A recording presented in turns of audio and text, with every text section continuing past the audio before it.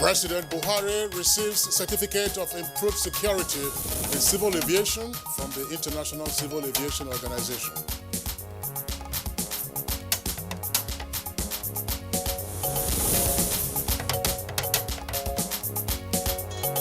Federal government to continue in collaboration with states to combat all forms of insecurity across the country.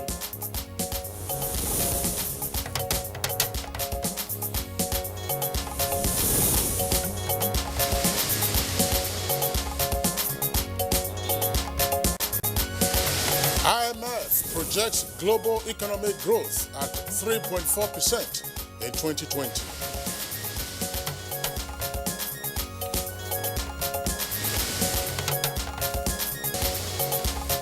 And on Good Morning Nigeria today, we shall discuss ongoing efforts towards sustaining food security in Nigeria.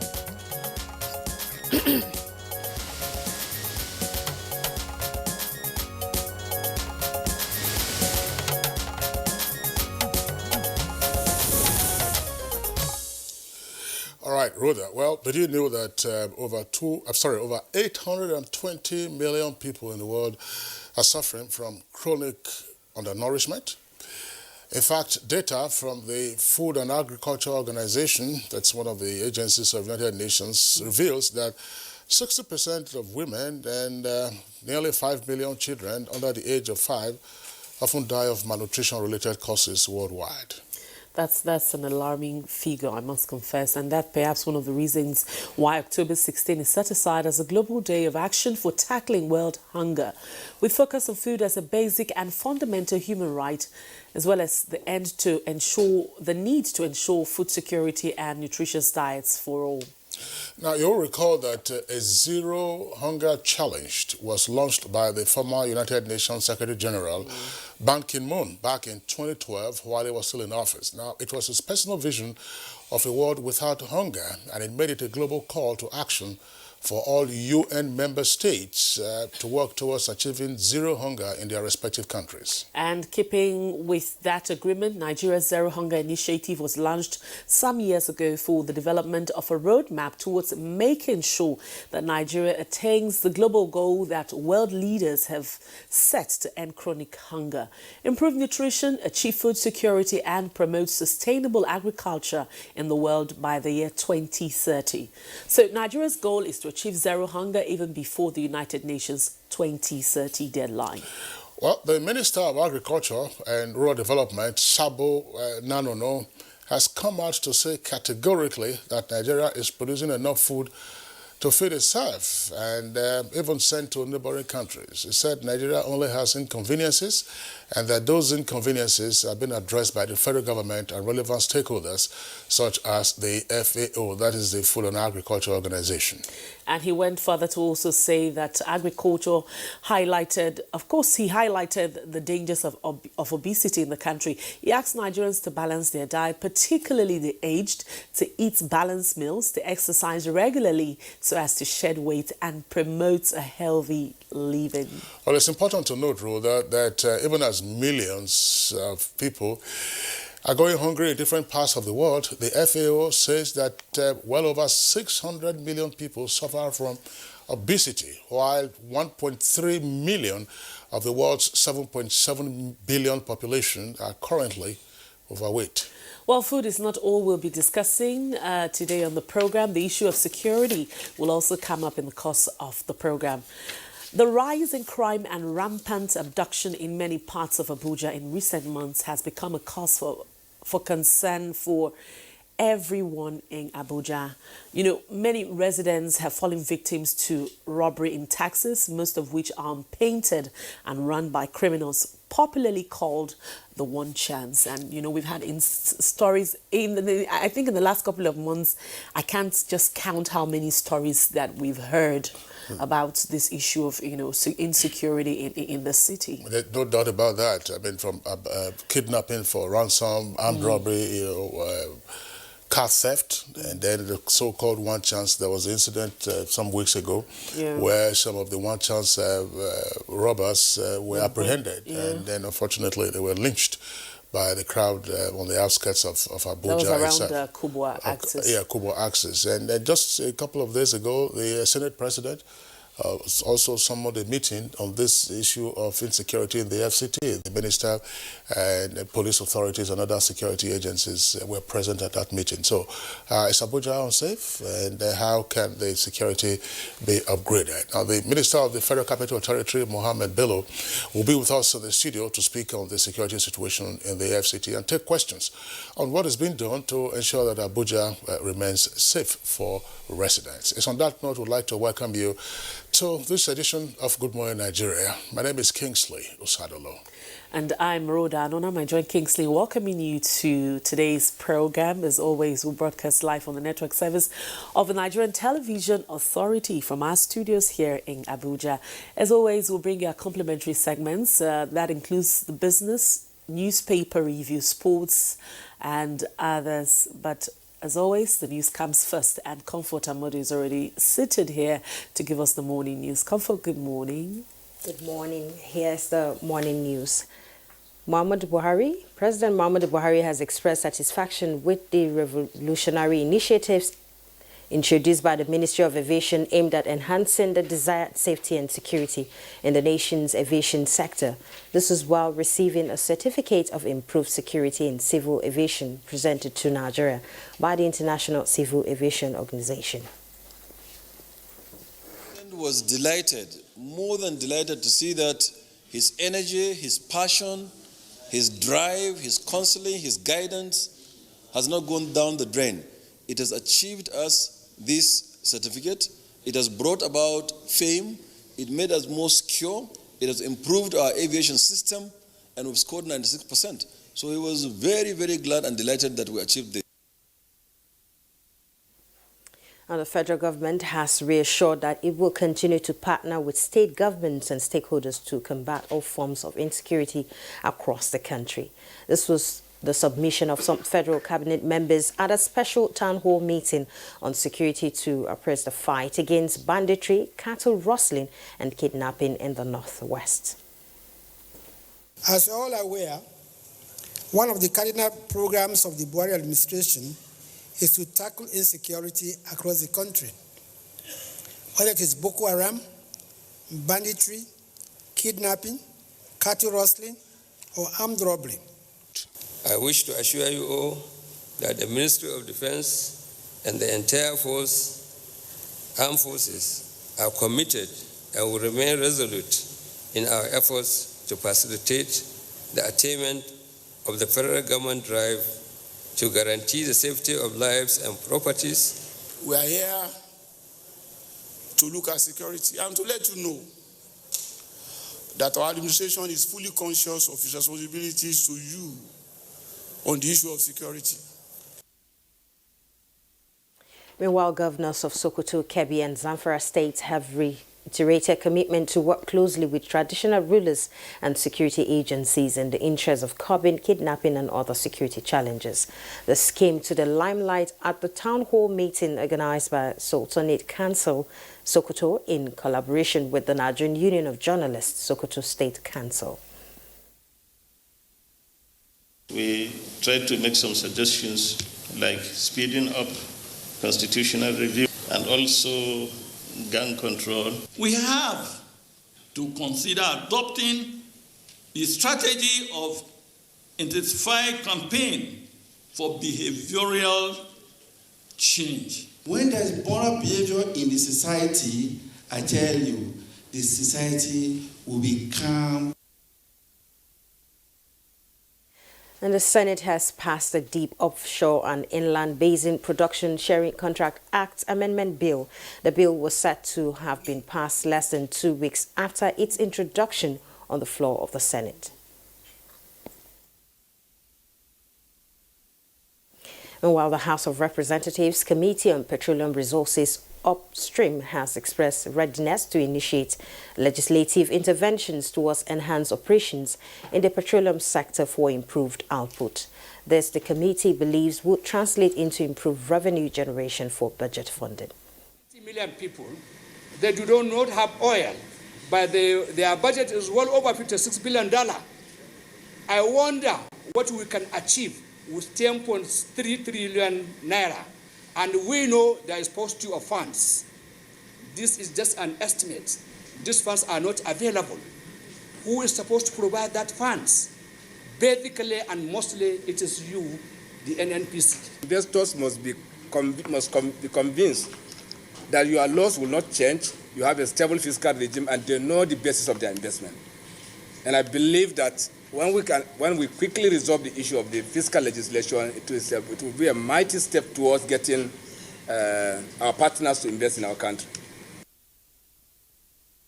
In talking sports, Ladan Boso looks favourite to land head coach role at Wiki Tourist, and Enugu Rangers head coach talks tough ahead of CAF Confederations Cup clash. Let's join our sport desk for details. President of Nigerian Football Coaches Association, Ladan Boso, is on the fastest lane in the race to lead Nigeria Professional Football League MPFL side Wiki Tourist of Bauchi in the 2019-2020 domestic season, billed to get underway on November 3, 2019. This follows the departure of erstwhile gaffer Aliu Zubeiru, who turned in his exit papers on Monday, October the 14th. Boso was at the head of Gombe United Technical Affairs last term, even though the Savannah Scorpions could not sustain the heat of the top flight on their return from the lower league. Zubeiru joined the fold from Aqua United and exited his role at the Giant Elephants on Monday evening after just one season. Wiki Tourists will welcome Jigawa Golden Stars in Matchday 1 fixture of the 2019-2020 MPFL season, billed to get on the way on November 3rd. Meanwhile, Enugu Rangers coach Benedict Ugu says his side has what it takes to go far in the season's CAF Confederations Cup. The Flying Antelopes conquered Gabonese side AS Pelican to set up an interesting clash with ASC Kara, the reigning Togolese League champions, in the next round of the Confederations Cup. Ugu believed his side are favourites going into the clash, but admitted their opponents deserved to be respected. Rangers will travel to Lomé to face ASC Kara at Stade de Kegwe on October 27th, before hosting their opponents in the return leg a week later at the Nnamdi Azikiwe Stadium, Enugu. That's the news highlights. For now, Good Morning Nigeria continues shortly with Rhoda and Kinsley after the break. Don't go away.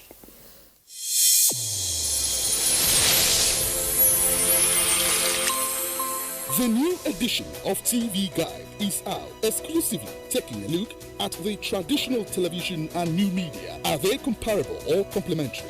Media industry players give perspective on the trends, progress, challenges, and the way forward. Find out on this compelling edition of TV Guide. Expository interviews with stars of the team within our space. Becky Madojemo of NTA, Utibe Umore of AIT, Nifemi Oguntai of TVC, and a host of others. TV Guide, your indispensable companion, also feature Iya Modina. I'm the CEO, managing director of Iya Modina Sister Restaurant. I choose to serve. Shut up your mouth. Let me finish. A TV drama series on NTA. Let's get to meet the characters behind Iya Modina. This edition also presents exciting features on tourism, culture, entertainment, sports, health, and lots more. Grab a copy at the vendors near you or any NTA station nationwide. TV Guide, your indispensable companion.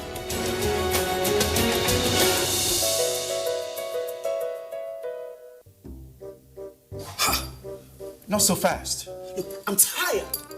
I want to check out of this country for greener pastures. Just calm down for a moment. Please sit down. Do you have a job where you're going to? No, but someone is arranging, Listen, Alenko. Checking out of this country without proper planning means one thing. Unimaginable begin. I've been in the diaspora, but legitimately doing great things at home and abroad. As I've been saying, without the proper footing abroad, the risk is not worth it.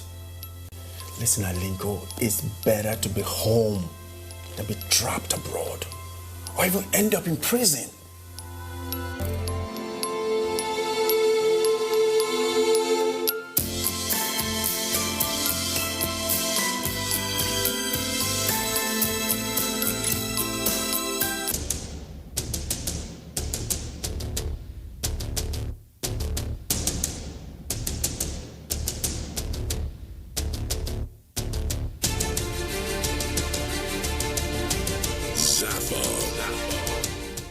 An award that has succeeded to pool a galaxy of stars from the north, south, east to the west, and central Africa, and also those that are domiciled beyond the shores of Africa under one roof.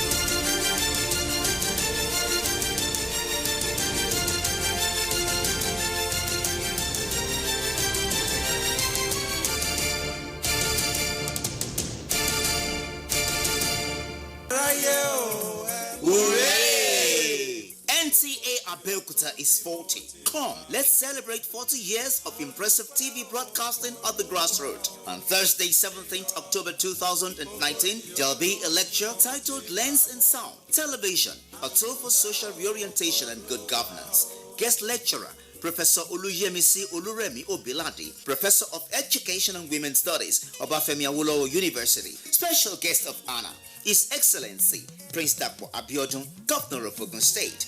Royal Father of the Day, His Royal Majesty Oba Adedotun Aremu Gbadebo, the Alake and Pramontrola of Egbaland. Chairman of the occasion, Chief Olatunde Anyela Abudu, Mayegun of Egbaland. Chief Host, Malam Yakubu Ibn Mohammed, Director General, NTA. Other activities lined up for the occasion include an array of awards to distinguished entities held to walk on Saturday, 12th October 2019, while a novelty match comes up on Tuesday, 15th October 2019 at MKO Abiola Stadium. Come, celebrate 40 years of impressive television at the grassroots with us and take NCA Abeokuta to the next level.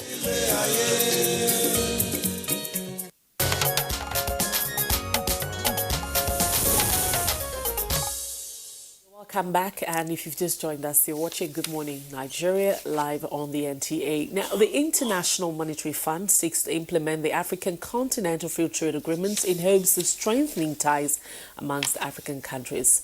These and more on our business news segment with Abdul Karim Zuri. The International Monetary Fund has advocated expedition of the implementation of the African Continental Free Trade Agreement among African countries with a view to deepen regional integrations among African countries and trade growth in the region. Chimobi Walter Naji in Washington, D.C. reports that this was during the World Economic Outlook for 2019, which is projected to pick up slightly amidst the trade tensions between the U.S. and China and the sharp decline in foreign direct investment globally. And an important part of that was basically weakness in the oil sector. So in the weakness as in lower oil production, tied to new OPEC plus rules. So the lower oil production is one of the factors for the downgrade for 2019. But we expect things to improve, and in fact, the non-oil sector has been doing better. The IMF noted that though agriculture is picking up in Nigeria, the growth indices still remains weak. And now we head to the fall of the Nigerian Stock Exchange.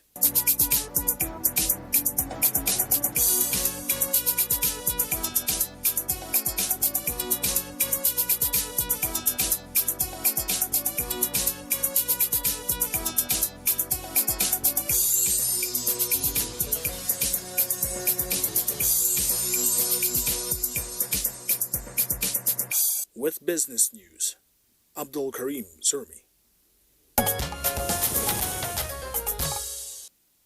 Thank you very much, Abdul Karim Zurmi, for the business package. Next for us, we'll look at the front pages of the papers we have this morning.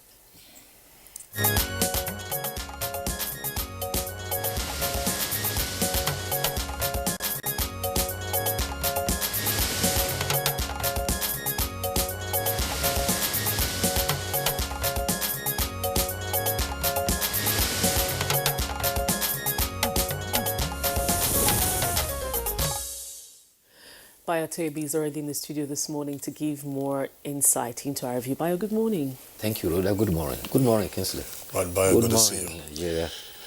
All right, let's begin with the Punch newspaper. Punch newspaper, the lead story for the Punch says Labour suspends planned strike. And talks continue today with two riders. Workers demand documents as federal government hikes salary adjustments. In Lagos, we pay more than 30,000 naira, says Governor Sanwo-Olu. Details of that story can be found on page 2. Then, above the nameplate of the Punch newspaper, we have the following headlines. Border closure pushed inflation to 11.2%, and that's attributed to the Bureau of Statistics. Details on page 27. 5 suits threatened federal government's $62 billion recovery from IOCs. IOCs, it's International Oil Corporations. Details on page 11. Buhari asks Senate to approve 10 billion naira for Kogi. Buhari asks Senate to approve 10 billion naira for Kogi. That's page 19. 2 earpieces beside the nameplate. IMF recommends unified exchange rate for Nigeria. And federal government debt rises to 25.7 trillion naira. Now, there are other headlines that I will take after Rhoda has gone through hers.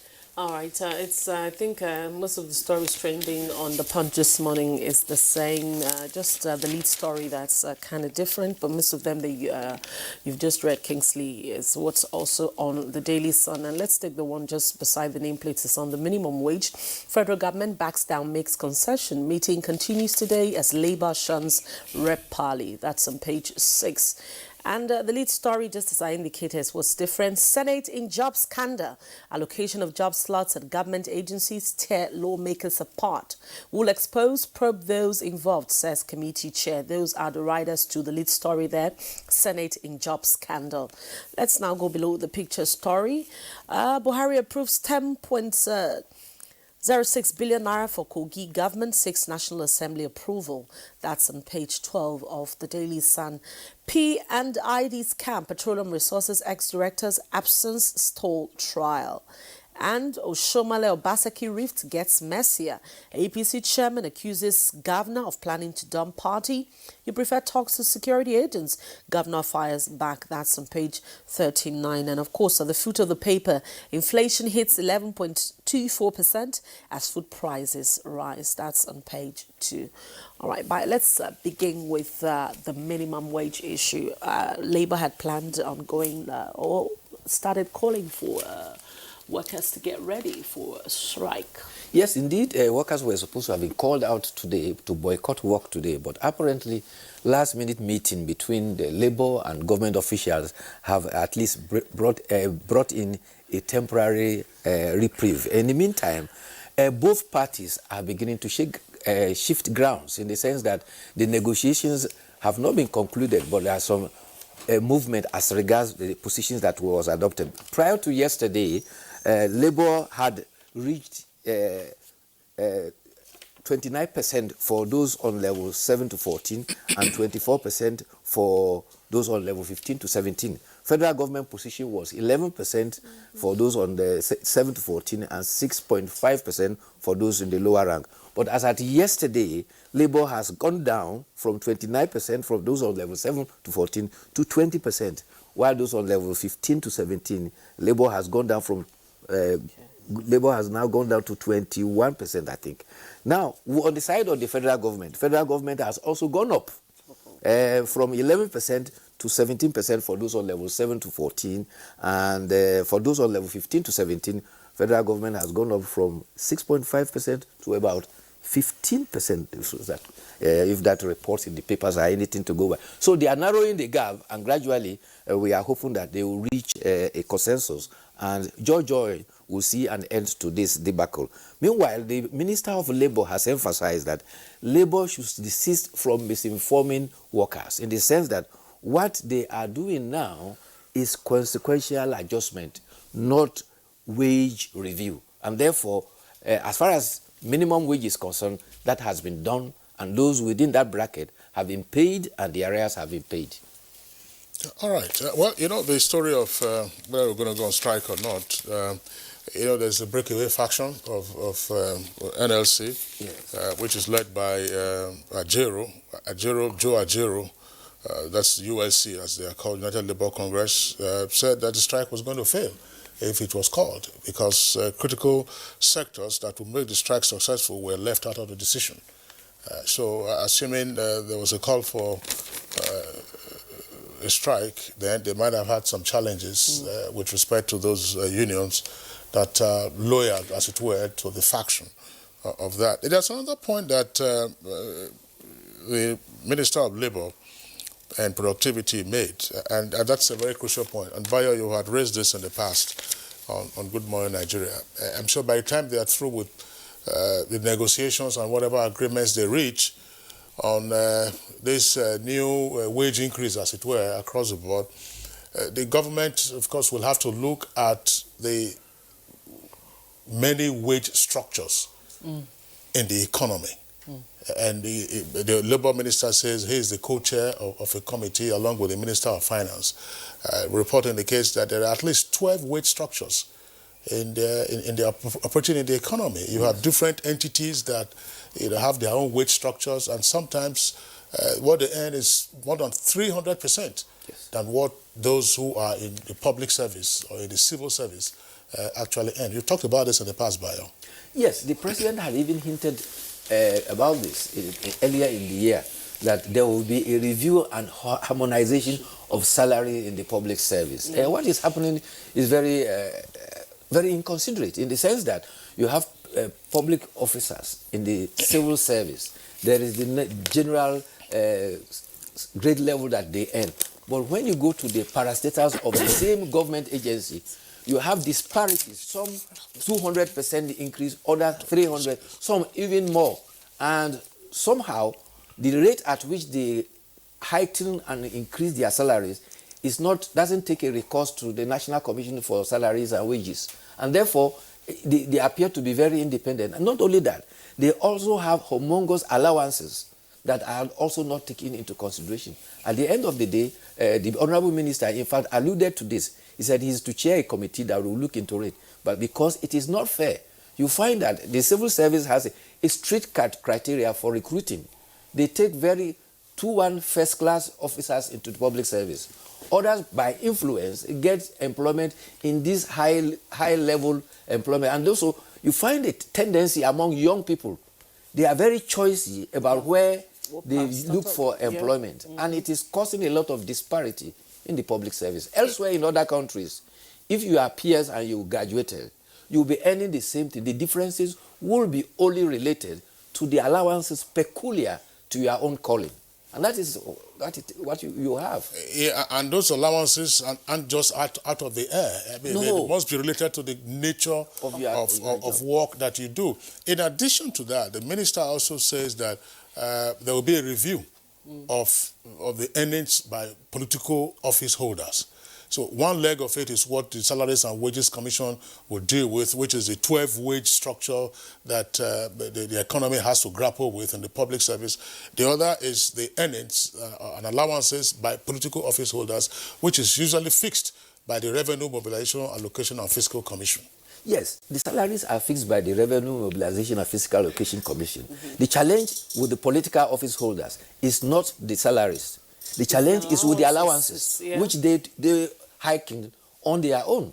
No, Bayo, I believe it's both. It's both. Look, okay. Both the salaries and the allowances. The allowances, they have a range. To say, for instance, I mean, if you are a special advisor or a special assistant or a commissioner or a minister, your DTA will be so much. Yes. You can't go outside of that. I mean, the finance department or those in account DFA would not permit that. If you are traveling abroad, what is your extra code? All those are fixed by the Revenue Mobilization Allocation. So that is what will have to be looked into. The last exercise was in 2006, you recall. And President Obasanjo then thought that, look, if you improved the earnings of political office holders, then they might be dissuaded from raiding the treasury. You know. But of course, I hope that when they are doing this, they will also address the disparity in the earnings between directors and permanent secretaries. Not only that, directors are public officers. Permanent secretaries are public officers. Director, by the time he ends his career, he will get his pension from the contributory pension scheme. But the permanent secretary takes his salary for life. Absolutely. But the disparity in the salaries is, I mean, it's over 300%. In the meantime, they are all equals as directors, and it's on the basis of your state or your zone that you get to be appointed as a permanent secretary. Yes. All right, very quickly, let's take a look at the photographs on the front page of the Punch newspaper. And the headline there says, Air Force wings first female fighter pilots.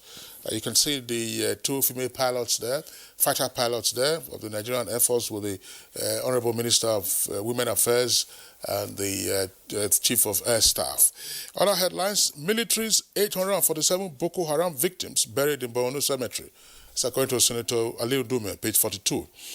Federal Capital Territory, that's the kicker. 3 children abducted, 2 killed. Lawan meets service chiefs and minister on worsening insecurity. And El-Rufai presents 258 billion naira budget to Assembly. Congratulations to the Nigerian Air Force. In its 55 years of existence, it has trained so far 67 pilots. And the latest group includes 2 fighter pilots who are women. One is Kafayat Sani and the other is Toriola Ariole. And it was also the first time a non-commissioned officer has risen to a specific rank in the Nigerian Air Force. And that is very, very much interesting. The women are also stepping in, particularly in the theater of war.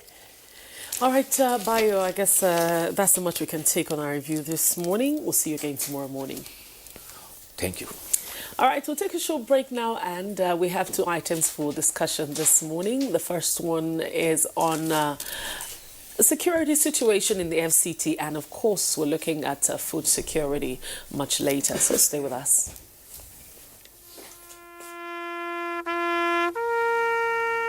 They are there at the crack of dawn. They are there busy preparing while we rise for our day. They are there silently, guarding, waiting, listening, and watching. They are there ready in the sky above and the waters below, in the blistering heat of the day, in the dead of night, willing, indefatigable, determined in the defense of the sovereignty of our country. They are our first line of defense and our last. They who have paid the ultimate price in defending us.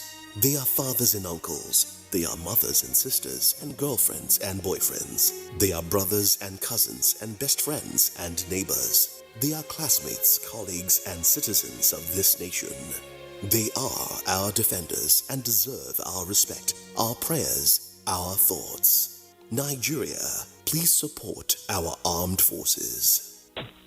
What we are really cultivating here is a better future for all Nigerian women, and it's not always easy. Panadol Extra relieves headache, backache, joint pain, toothache, and menstrual pain. The pain is worth it. Zuma Film Festival 2019. Theme: Content Connectivity. Date: 1st to 7th December 2019. Venues: Jabi Lake Mall and NAF Conference Center, Abuja. Submission of film entries opens July 1st and closes October 30th, 2019. All film entries are to be submitted through the Film Freeway, www.filmfreeway.com/Zuma Film Festival. For sponsorship, partnership, participation, and other inquiries, please call 003-3146-842 or 003-6740997 or 006-3390-420. Visit zumafilmfestival.gov.ng or email zumafilmfestival@gmail.com. Nigerian Film Corporation, powering possibilities. Thank you. Thank you, sir.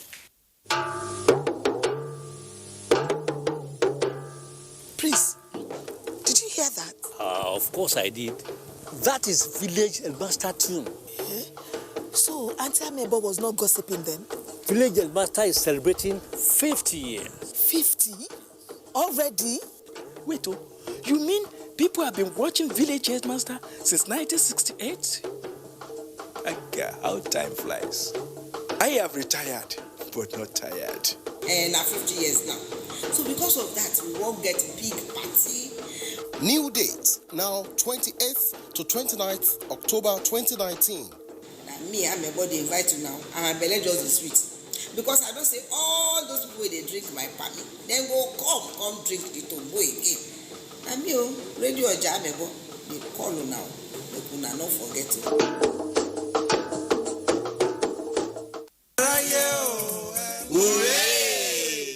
NTA Abuja is 40. Come, let's celebrate 40 years of impressive TV broadcasting at the grassroots. On Thursday, 17th October 2019, there'll be a lecture titled Lens and Sound, Television, a tool for social reorientation and good governance. Guest lecturer, Professor Oluyemisi Oluremi Obiladi, Professor of Education and Women's Studies, Obafemi Awolowo University. Special guest of honor, His Excellency Prince Dapo Abiodun, Governor of Ogun State. Royal Father of the Day, His Royal Majesty Oba Adedotun Aremu Gbadebo, the Alake and Pramontrola of Egbaland. Chairman of the occasion, Chief Olatunde Anyela Abudu, Mayegun of Egbaland. Chief Host, Malam Yakubu Ibn Mohammed, Director General, NTA. Other activities lined up for the occasion include an array of awards to distinguished entities, Health Walk on Saturday, 12th October 2019, while a novelty match comes up on Tuesday, 15th October 2019 at MKO Abiola Stadium. Come, celebrate 40 years of impressive television at the grassroots with us and take NCA Abuja to the next level.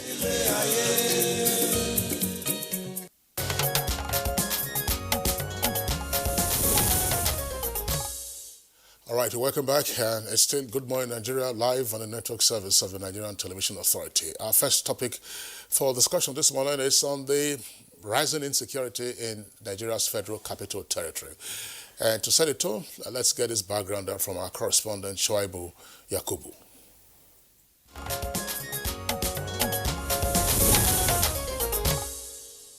Number one is people have been complaining about CCTV. When somebody knows that there is somebody watching you, I believe that with that CCTV, we have CCTV in every nooks and cranny of the city, like maybe also in public spaces, on the highways, you know, with that consciousness that if you do something, it may get caught later. Cases of insecurity and criminal activities like one chance incident in Dutse Alaji and the kidnapping of 9 persons by yet to be identified gunmen in Pegi, Kuje Area Council have continued to agitate the minds of the residents. They are calling on security agencies to tinker their strategy and tighten loose ends to contain the new criminal onslaught. In the city, there are so many flashpoints. For example, Apo under bridge.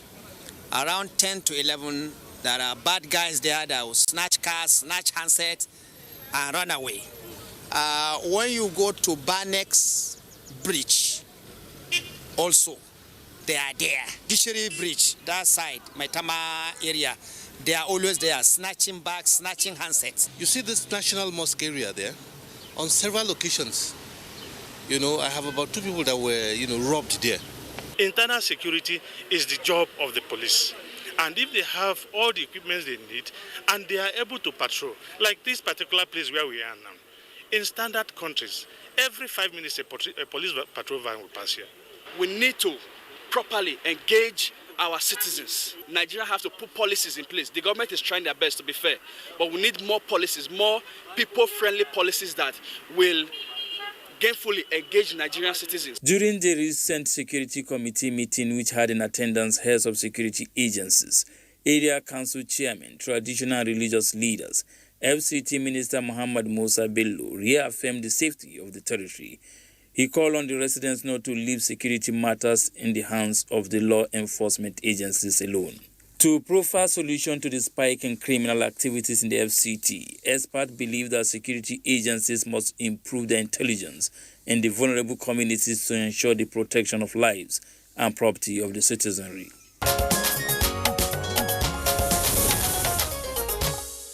Thank you very much, Onotu Shoaibu Yakubu, thank you so much for that background report. But we have with us two guests in the studio here to actually discuss the issue. We have Adamu Buba Gwari. He is the Director Security of the Federal Capital Territory. Adamu Buba Gwari, thank you for coming on the program. Good morning, thank you. And of course, the Chief Security Officer of the FCT, and that's Bala Chiroma, the Commissioner of Police, FCT Command. Good morning and welcome to Good Morning Nigeria. Good morning, thank you.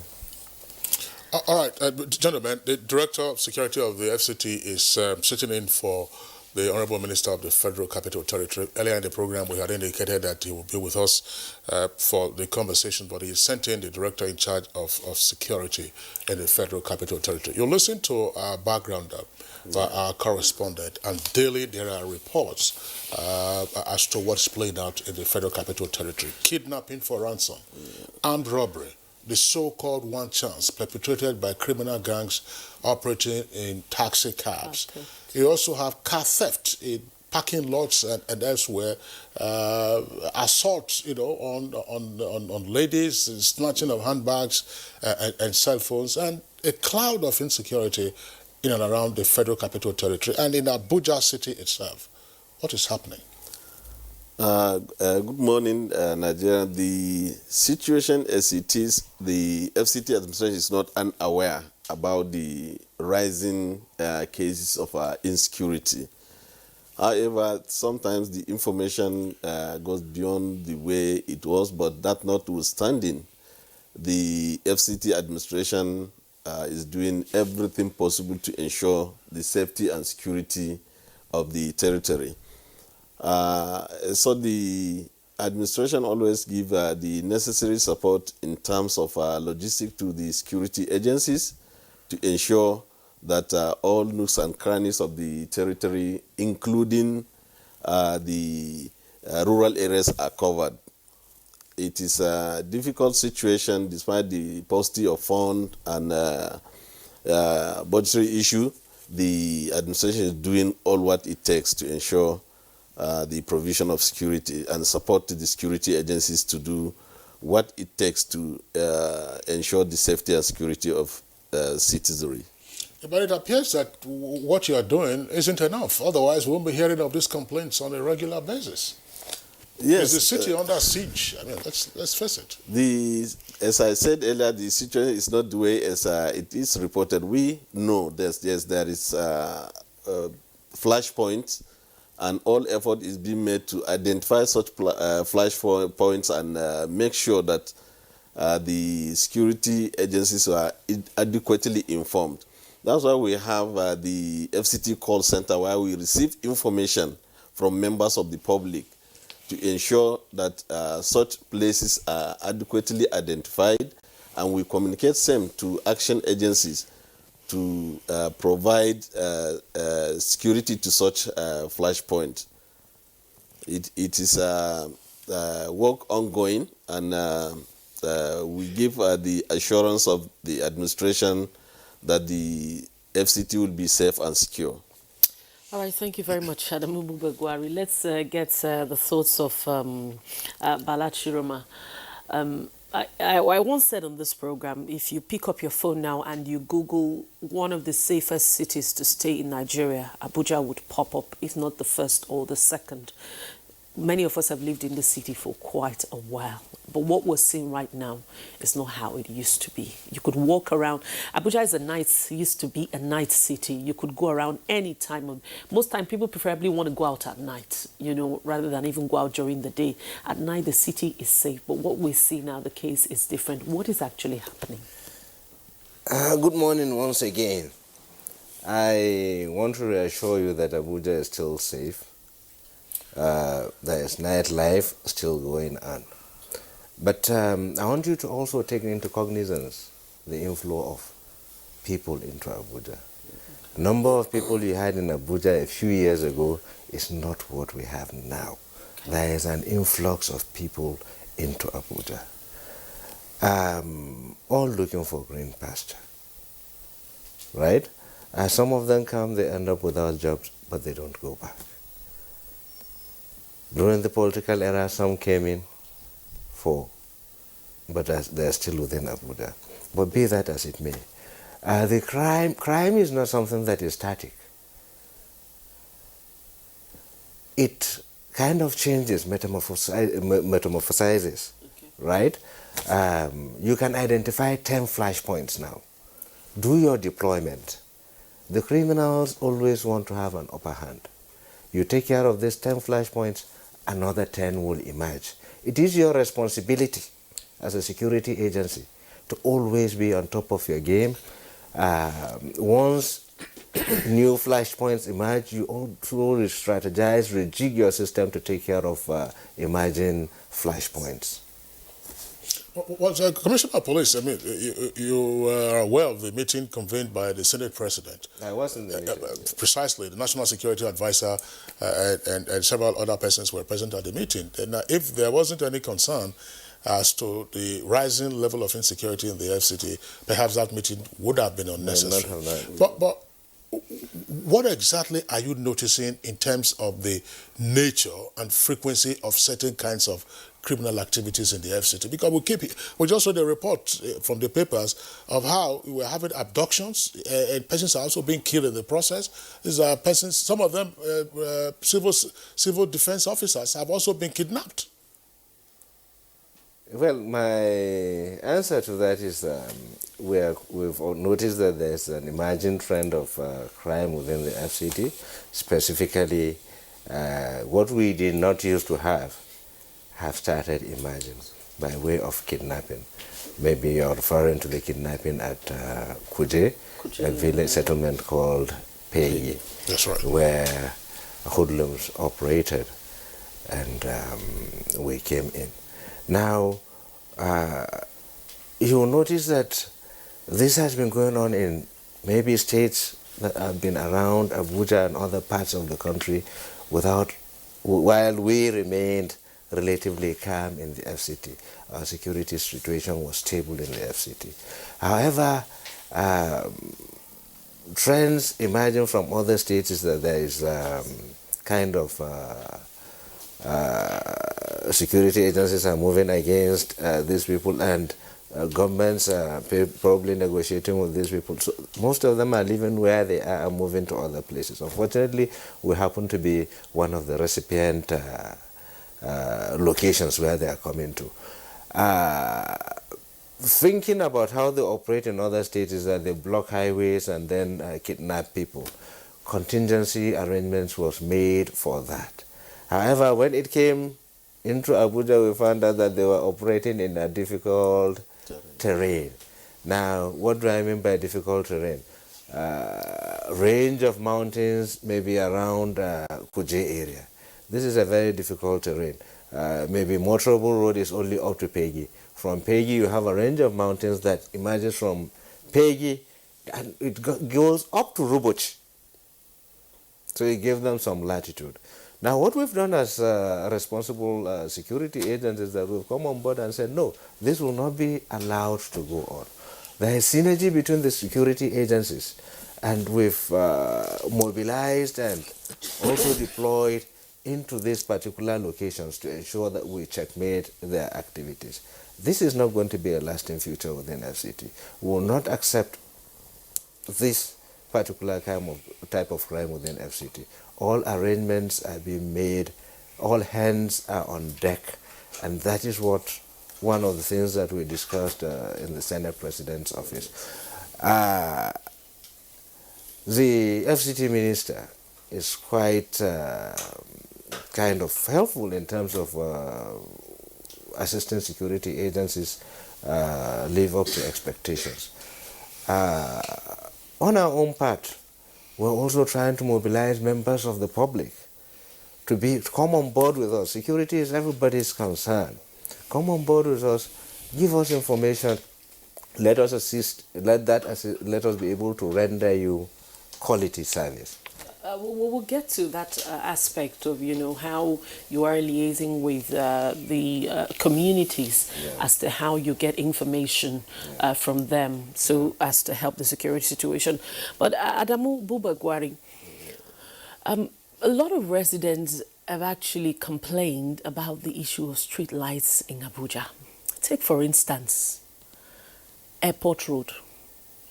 If you go through the Jabi, going towards Jabi Airport Road, I'm not Yes. talking, Yes. the whole of that, once it's 6:30, personally, I don't take that route.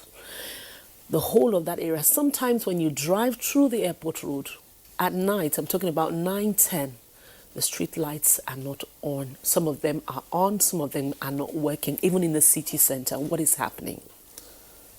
The street lightning, as you are aware, the issue of light is a national issue. However, the facilities management and maintenance departments are always been informed as regard to areas where maybe the bulbs get burnt because of light fluctuation and what have you, to replace such places. And in most cases, the issue is not that the lights are not working, but the light is not there. But the administration is thinking out of the box as regard to the source of the power, that's the national grid, to see the possibility of deploying solar facilities, at least to ensure. Just a second. Are you saying that most of the street lights in Abuja are not solar? They are powered by... Yes, they are. They are not solar.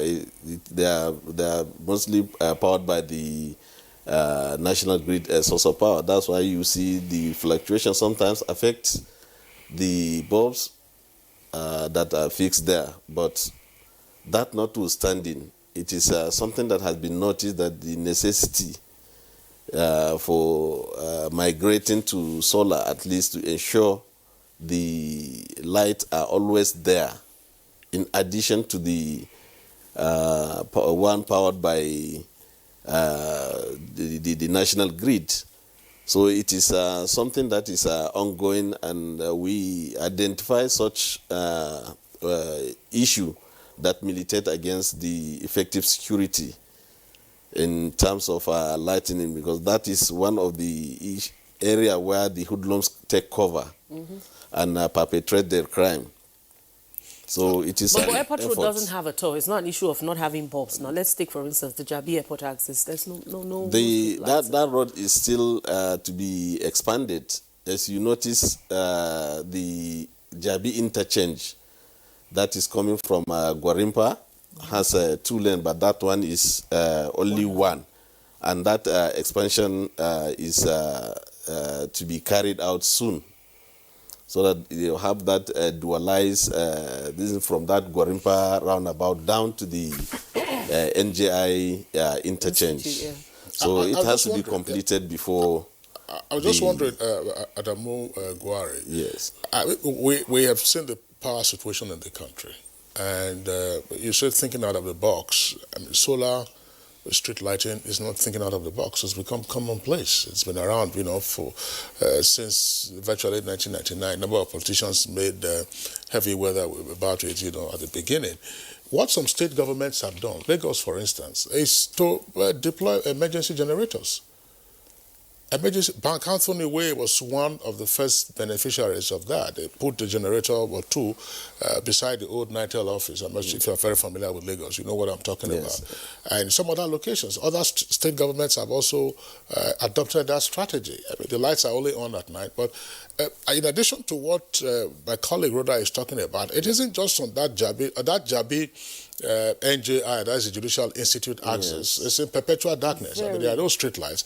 But elsewhere, where you have street lamps, those lamps, they are dark. Whole stretches on the so-called expressways that you have around the city. So why is it difficult to power this, apart from the fact that you have power rationing or power fluctuation from the public supplier? Yes, I said those are the issues really identified as militating against the problem and generating to insecurity.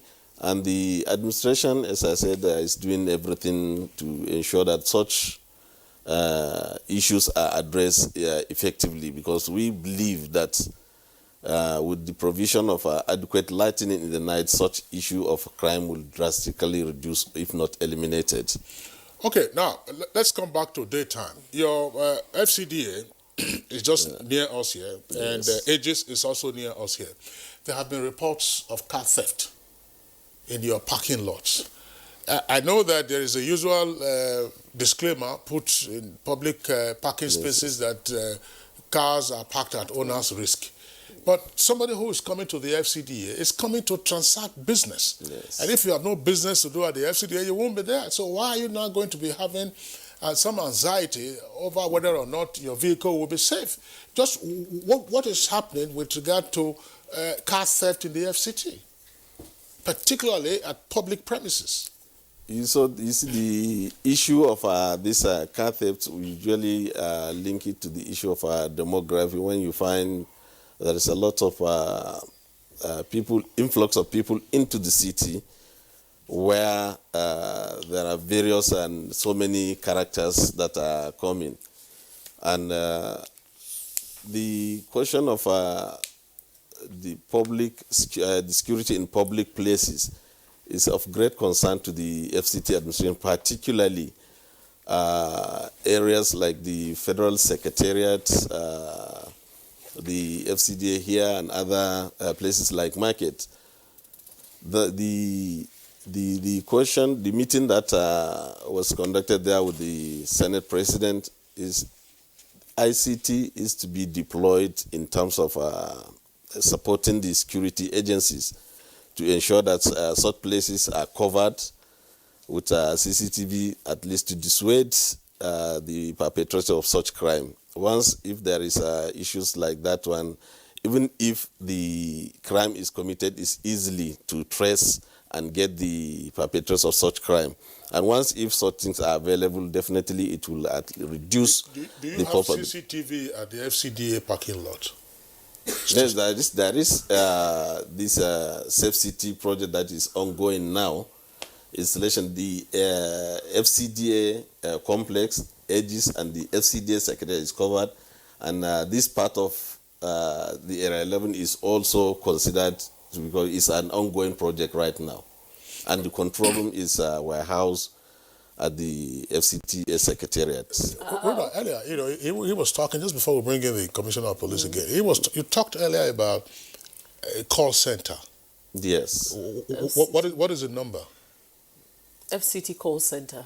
Yes. You spoke about it. Yeah, you spoke about it earlier. Yes. You say that there is a call center. Anyone, of course, who encounters any situation. Is that different from that of the police? And if it is, what is the number? It's not different from that. It's different from that of the police. Okay.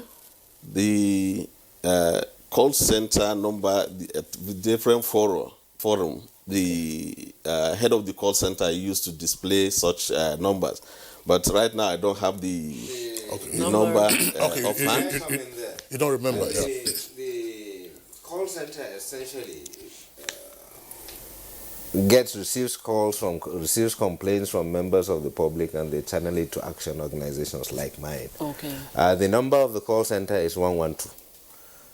Wait. It's just a three-digit number, 112. Okay, we know 112. 112 is emergency. That's the general.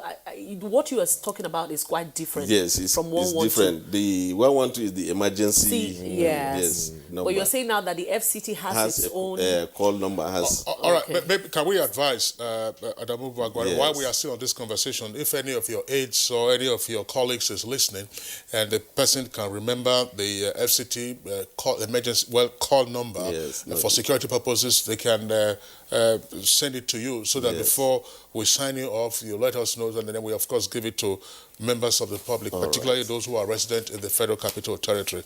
We recognize that, of course, you deal with a lot of information. Yes. So we need to have that information with regard to the FCT call center for emergencies. But the police, of course, is 112, as the Commissioner of Police has said. Yeah. But CP, now, when we had a wave of terrorist attacks in the Federal Capital Territory, one of the measures that was devised was to say, look, for business premises, usually plazas and elsewhere, they were advised to install CCTVs to monitor movements in and out.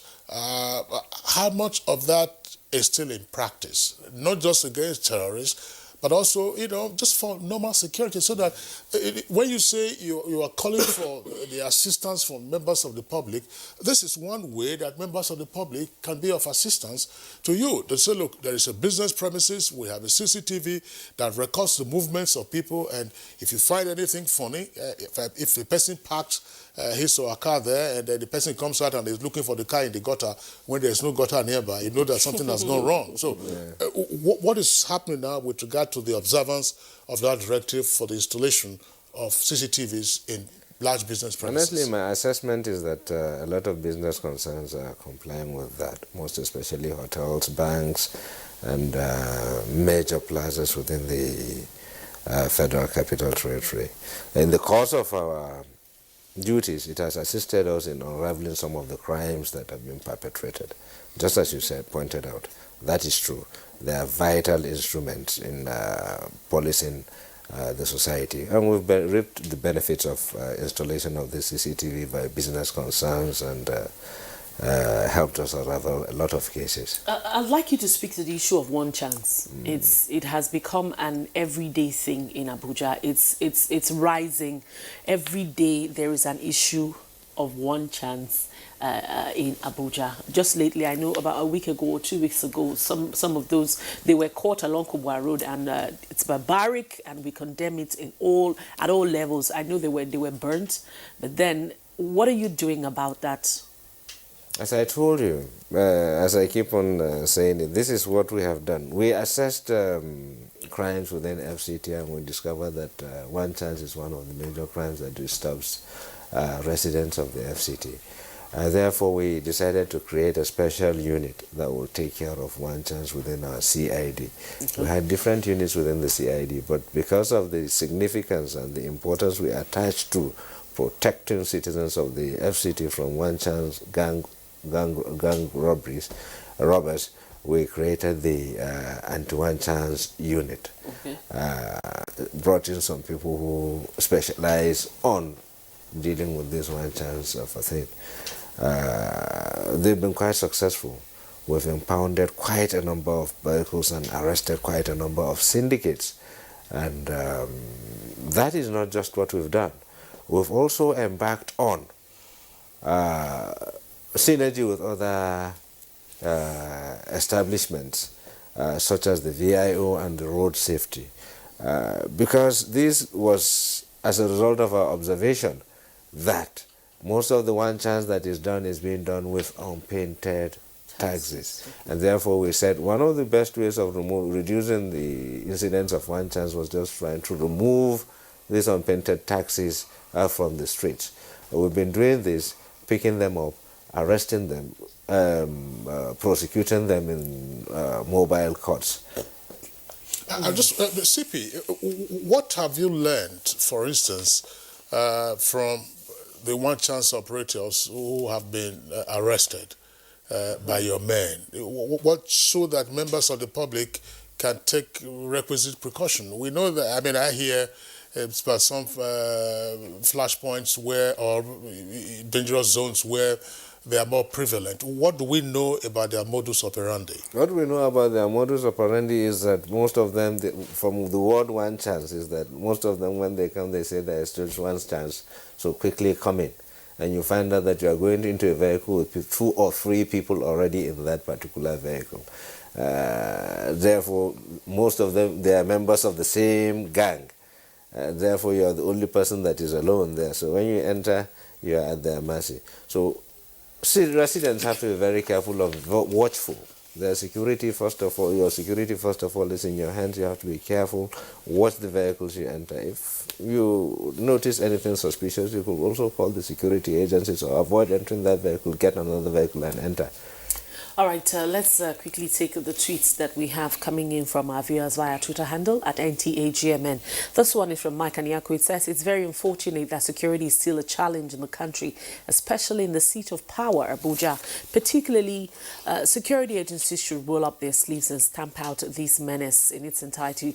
The general public on their part should also endeavor to give useful information to the police. Now, Dada Stephen has this tweet. Are we going to deploy the already overstretched military to the streets of Abuja? Now, state police is needed. We will restructure one day, whether we like it or not. And this one is from Abbas Abubakar Sahad. It says, concerning security in the FCT, cameras need to be installed in all strategic locations in the city. Nsima splendid. Now, the state of insecurity in the nation's capital is worrisome and calls for some drastic measures. However, we should not forget where we are coming from with regard to the past, where the FCT was attacked at will by Boko Haram terrorists. And the last one is from Sani Michael Omakoju. It says the security situation in the FCT is giving a bad image to the nation as a one chance. That's one chance, and snatching of handbags are now an everyday affair, on our city architecture. So I think there needs to be a proactive move to curb this trend. Those are the tweets that we have. We're talking about CCTV between the Director of Security in the FCT and Police Commissioner. Some years ago, CCTV cameras were installed in major locations in Abuja city itself. Unfortunately, a good many of them have been accidented, broken down, and there's virtually nothing. I mean, somebody will say, look, this is just a license for any person to carry out any criminal activity and go undetected. I mean, in the absence of that, what is likely to be done with regard to rehabilitating those CCTVs? I believe they're still in good condition once they are rehabilitated, or once they are, of course, revitalized. Very quickly before we sign it off. Appropriate measures have been in place because the one that was put some times back you referred to, vandalized or knocked down by drink and drive drivers, and as such, now that we are trying to revive it, appropriate measures are in place to ensure the safety of such equipment. All right. Very quickly, I'd like the Balachi Roman, the Commissioner of the FCT, to give us the emergency numbers of the FCT. We have about 4 lines in our control room. Okay. It's manned 24 hours. Anybody with an emergency call can always call any of the numbers. Okay. Lay your complaints. We have patrol vehicles that are located in strategic locations. Immediately you call, we deploy the closest patrol vehicle to come to your aid. One of the lines is 080 3200. I'm sorry, Police Commissioner, those numbers are already there on the screen. Okay. Our viewers, of course, if we can have those numbers again, probably a bit clumsy for anybody to immediately remember. Yeah. Your patrols, why in general are they static? It's probably so easy for anybody to beat any of those patrols. Where are your foot patrol officers? Where are your vehicles, going through the locations where you see that the vehicles are parked in one location and then the criminals appear to just be outflanking them? It's not about just parking them in one location. Most of these locations that we've parked them are flash points that have been identified. It will be unfortunate if we've identified flash points and we're not able to deploy there. We allow people be attacked in those locations. Those vehicles are not entirely static. At certain times, like close of time, we know strategic areas where people are most likely to be attacked. So we deploy them there and they remain there until a certain time, maybe when commuters would have already dispersed from that location. We allow them the liberty of moving from one location to the other. However, we still require more patrol vehicles to be deployed to more black spots that have been identified within the metro. Very quickly, as I told you, have you gotten any support from the FCT in terms of giving you vehicles to man the city? Yes, we have. Most of the vehicles are given by FCT. Okay. And we also receive support in terms of the maintenance, so on and so forth. Okay. Yes. Police Commissioner, thank you very much. At Abuja, we had indicated that if any of your colleagues had their sets on, they could oblige you with the numbers. I think that you have those numbers now. Yeah. Very quickly. The FCT call number, we have 4 numbers. we have 080 9993 6312, and there are 3 numbers 121314. Okay. So just to change the last Yes. digits. Just go over that Then again. the fourth number is 070 80 63 15 100. And then go over it again. So Yes, that, 080 99 93 63 12. Those there are 3 numbers 121314. All right, just on that note, we'd like to thank you, Adamo Bubagwari, Director of Security of Federal Capital Territory Administration. Thank you very much. Thank you. Nigeria. We also would like to thank the Commissioner for Police, FCT, Balachi Roma. Thank you very much for being with us. We do hope that when next we get you on the program, the figures would have climbed down.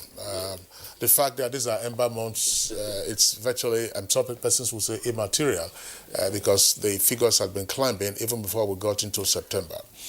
So on that note, of course, we would like to, end our first topic. We'll take a short break now. When we return, we'll be dealing with food security in the country. For more than 10 years, NTA Educational Television has continued to champion the discovery of young scientists and artists across the country. The 2019 National Children's Expo promises to bring to light the best of innovations and creativity in the science and arts categories. Theme: promoting unity and innovations in youths as agents of change through science and arts. Venue: NTA Headquarters Arena, Area 11, Garki, Abuja. Date: Sunday, October 20th to Thursday, October 24th, 2019. For more information, please call the following numbers. This event is proudly supported by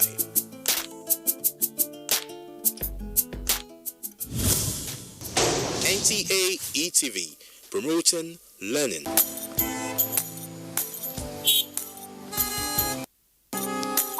Move now! The red light won't kill you! Move now! To dey disobey traffic law, they cause accidents. Me, I don't talk, say I no go dey do am again, because change begins with me.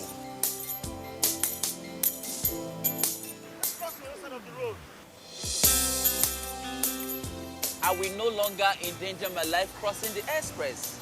Instead, I will use the bridge, because change begins with me. Oga driver, stop this bus now, won't come down. I be won't carry me past where they go.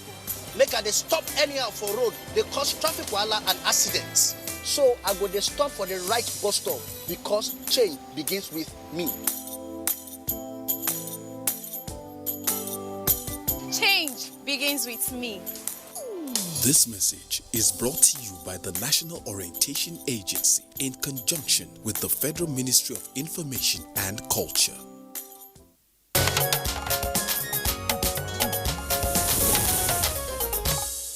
All right, we thank you so much for being there. And if you've just joined us, you're watching Good Morning Nigeria, and we are live on the NTA. Now, our the second leg of this discussion, we're looking at sustaining food security in Nigeria. We'll just lay a little foundation for that discussion. All our guests are actually seated to give us insight into it. But first, let's take this report put together by our agri correspondent, Musa Babaliu.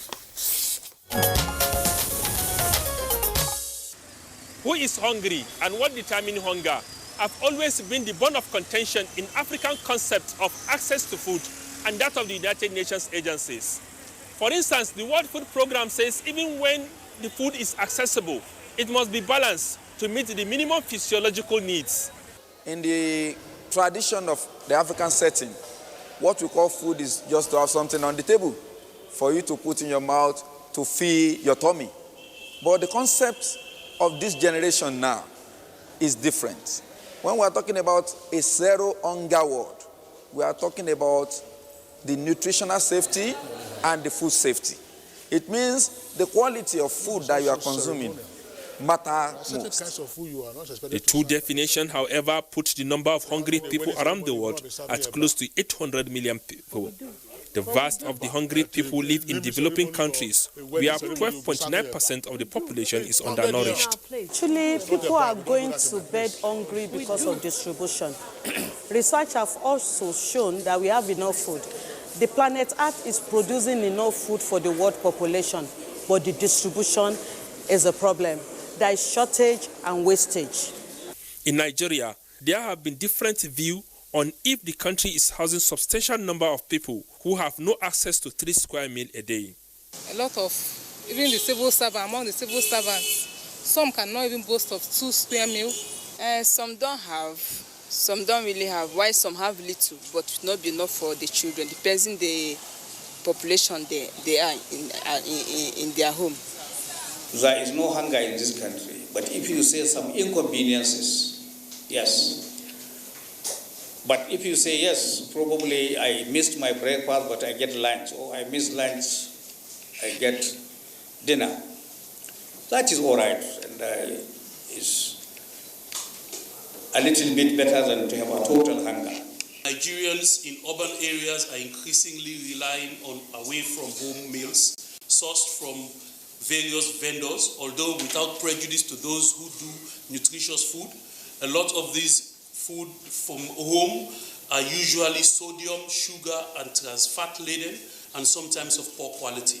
Nigeria and other 160 countries are celebrating this year's World Food Day with specific focus on zero hunger and balanced diet.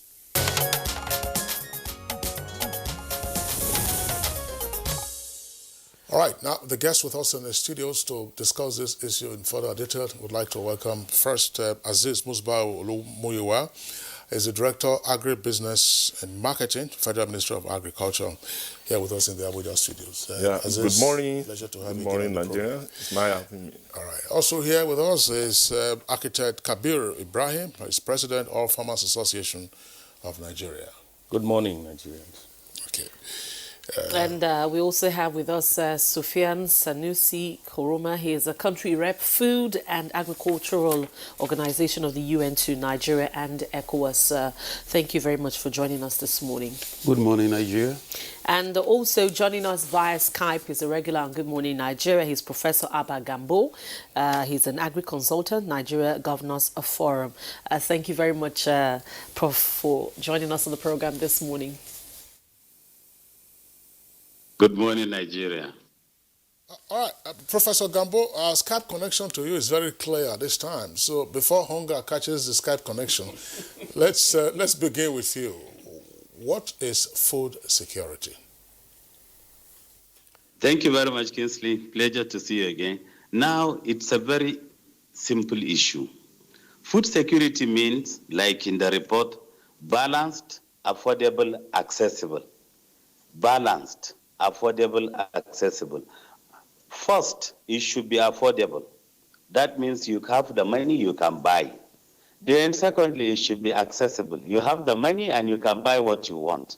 And thirdly, it must be in a balanced form. The balanced form we are all talking about, which of course is the theme for this year's World Food Day, is that there are 4 classes of food that everybody must take every day for a person to have a balanced diet. First, what we call the meat and meat products. Second, what we call the milk and milk products. Then third, we have what we call grains and cereals. And then the last one is fruits and vegetables. Now, we've always said that the major problem is with the second classes of food, which is the milk and milk products. The intake of milk by Nigerians is among the lowest in the whole world. Children below the age of 5 are supposed to have maximum milk for increased IQ, but then they don't have it. And even when you grow up, you're supposed to be having continuous intake of milk because it's very good for brain development. So at the end of the day, when you look at the analysis, we have food everywhere, definitely. And then some can afford whatever. But then the truth of the matter is, Kingsley, less than, from our analysis, 25% of Nigerians are feeding well. Less than 25% of our countrymen and women are having balanced diet per day. All right, Professor Gambo, I mean, does that speak to the state of Nigeria's food security? Yes, it does. The food security and national security are interwoven. There is no way you can separate the two. What we always say, a hungry man is an angry man. So if the country is not secured by food-wise, then definitely there will be a chain reaction of so many crises. The discussion you had, the first, I was keenly seeing you, and then it's so interesting. The security situation that we're talking in the Northeast has started moving to the Northwest. It has started moving into the North Central. And now even you big guys that are in Abuja, fortified, you are still having problems. So this means a lot to what exactly is happening in the country now. If there is no good food security, definitely there wouldn't be good national security. This is universal concept all over the world. All right, thank you very much. Yeah, Rhoda, I mean, Professor Gambo is saying big guy. Professor Gambo, once in a while, you are also a big guy because you come into the FCT. All right, thank you very much, Professor Gambo. We'll get back to you. Let's bring in Aziz Musba Muyiwa. How secure are we in terms of food in Nigeria right now as we speak? Yeah, thank you very much. And I want to congratulate Nigerians for witnessing another World Food Day as declared by the United Nations, that is the FAO. Now, let me quickly give the simple definition of food security. It's the A's, the 3 A's, we call it 3 A's. The availability, affordability, and accessibility. When you look at it, Nigeria is doing very, very well in terms of food production. We're increasing our productivities, our production is increasing. When you look at maize, over and above that of last year, there is no food items we've not recorded substantial growth over and above that of last year. But when you also look at some other things, like Professor Gambo rightly mentioned, you have to look at the availability. Is the food available? It's available. Nigeria is the largest producer of yams in the country. We are the largest producer of cassava in the world. We are the largest producer of cassava in the world, producing over 49 to 50 million metric tons.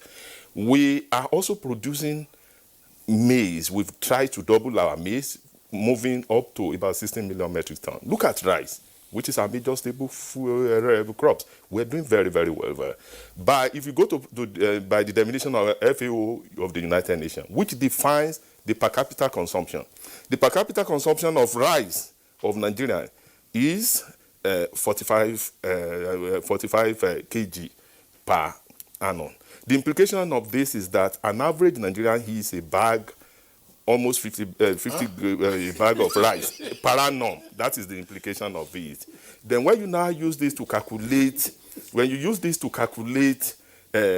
our demand for rice, paddy rice, is 7 million metric tons. And we are doing close to 5.5 million metric tons, leaving a gap of 1 million metric tons. Let us quickly go to tomatoes. We are also trying to bridge the gap of the tomato production. We moved from what used to be 1.3 million to almost about 2.7 million metric tons. When you look at the gap between, it's less than 1 million metric tons. But when you look at all these crops, all these produce, you will want to agree with me that we are not doing badly in terms of food insecurity. There's also a regional food security committee that carries out a survey known as KEDA Harmonise. The KEDA Harmonise, the recent report, has also confirmed that Nigeria is not doing badly, even though we still have more to do to reach there, but we are not doing badly at all. Okay, Aziz Olomuyiwa, thank you very much. But before we bring in the other 2 guests who haven't spoken, clarify this, because there are a number of mothers, other women who go to the market, and there are husbands who are viewing this program and they listen to the complaints when their wives return from the market. You're talking about cassava, bleeding cassava. I don't know what the price of a mudu of gari is now. You're talking about rice. We're, producing rice. I'm sure you have seen the prices of rice rise, since the partial closure of the borders. You're talking about tomatoes. If you go to Lagos, people will be telling you Ghana tomatoes. That is what they will be going for. I'm sure you have also been hearing about Cameroon pepper and Cameroon banana. So if people are having all of this in our market, where then is the justification for your claim as to food security? Yeah, because Professor Gambo said earlier that less than 25% of Nigerians. Thank you very much. Yes. This is a very good question. I want Nigerians, to know about this. There is a saying in Yoruba saying that you are looking at a woman carrying a load and you are seeing the load tilting towards another side. And you are wondering why. You have to find out whether that woman is balanced or not. The implication of this, if I translate it into, a farmer is also a businessman living within the contents of the Nigerian environment. The inflation as released recently by the National Bureau of Statistics is 11.23 to 11.28%. He has to pay for fuel, he has to pay for fertilizer, he has to pay for chemicals. When you even look at the cost of transportation alone, and that is why the current government is working on making the infrastructure available. Don't forget that agriculture in Nigeria is private sector led, while government enabled. We provide the infrastructure. Then secondly, let me go, apart from the inflation, let me go to a very interesting part of your question, which is valid. When you look at the rate of importation, the rate of smuggling of food items into Nigeria, thereby disincentivize the Nigerian farmers. Take, for example, the issue of rice. You know that an average Republic of Benin's person does not eat polished rice. They don't eat long grain parboiled rice. What they eat is unpolished rice, which is white rice. And the population of Republic of Benin is less than 5 million. And when you look at the quantum of rice that is being imported, long grain imported grain that is being imported to Republic of Guinea, you must know that the destination of that rice is Nigeria. And that is why the government has taken that decisive action. Look at tomato I have mentioned, for example. We've introduced a very high tariff between 5 to 50% on tomato paste. We've also introduced on every tons of tomato paste they are importing into the country, $1,200. And yet we are still getting it in Nigeria. So when there is trade diversion, when they bring this, and that is why it's now making the smuggled item very, very cheap. If you look at common external tariff, set is 0 to 5% on any food item being brought to Republic of Benin. And they all depend, most of these countries depend on us. So thereby making the food item brought into Nigeria cheaper than what is produced in Nigeria. I want to conclude by saying that you should look at farmers. He wants to make money, he wants to send children to school, and as a result, they are here. They have to get a return on their investment. And this is why you are only looking at the cost of price. You are not looking at the cost of the raw material for producing these food crops. Kabir Ibrahim, let's get your take. Well, so many issues have been raised and most of them valid. But I want to dwell on the farmer and the change of fortune that Kingsley and others are referring to as being Sherlock. When you sell, for instance, rice at 20,000, that is far less than $100. When you eat, if you go to any restaurant in England or the US, one man will spend $100 to eat or more. But that aside, I want to tell you that the farmers are very happy with the policies in place. We are doing limited protectionism, disallowing many things to come in because we are putting hurdles so that what we produce internally will have value. The farmer goes to the same market as everybody else. If we produce anything and we get good returns, we are happy and we are the majority. The smallholder farmers are like 70 million in this country. So people crying about food and all that are largely the small-scale farmers. The cry for food security. And the claim that we have food security is ambitious, definitely. But we are going towards getting food sufficiency, which will lead to food security. I'm glad to say that so many people are now embracing agriculture because that space is where everybody should be. The government is making a lot of effort to make this possible, and we are grateful for that. Okay, Architect Ibrahim, thanks. Let's bring in Sufyan Kuroma, who is the representative in country of the Food and Agriculture Organization. What is the reading of the FAO of the food security situation in Nigeria? Thank you very much. Let me just add one dimension to what Aziz and Professor Gambo mentioned in terms of food security is the issue of stability. Because with the 3 A's, the access, the affordability, and there is also the utilization aspect.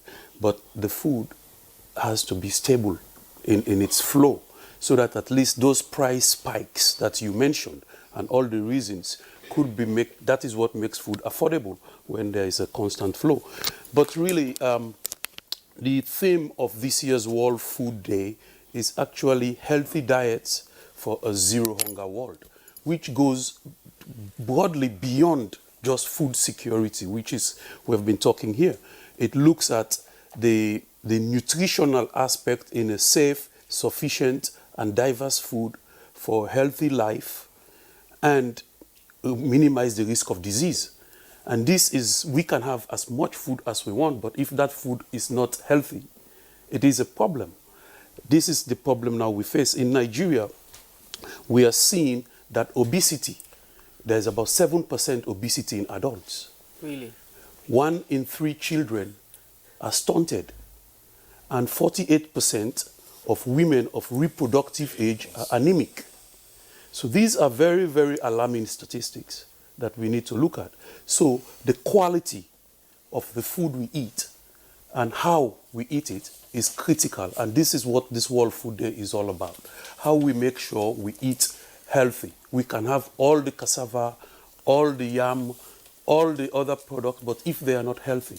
Yesterday we were in a book fair and there was a stand on aflatoxin that affects maize and groundnuts.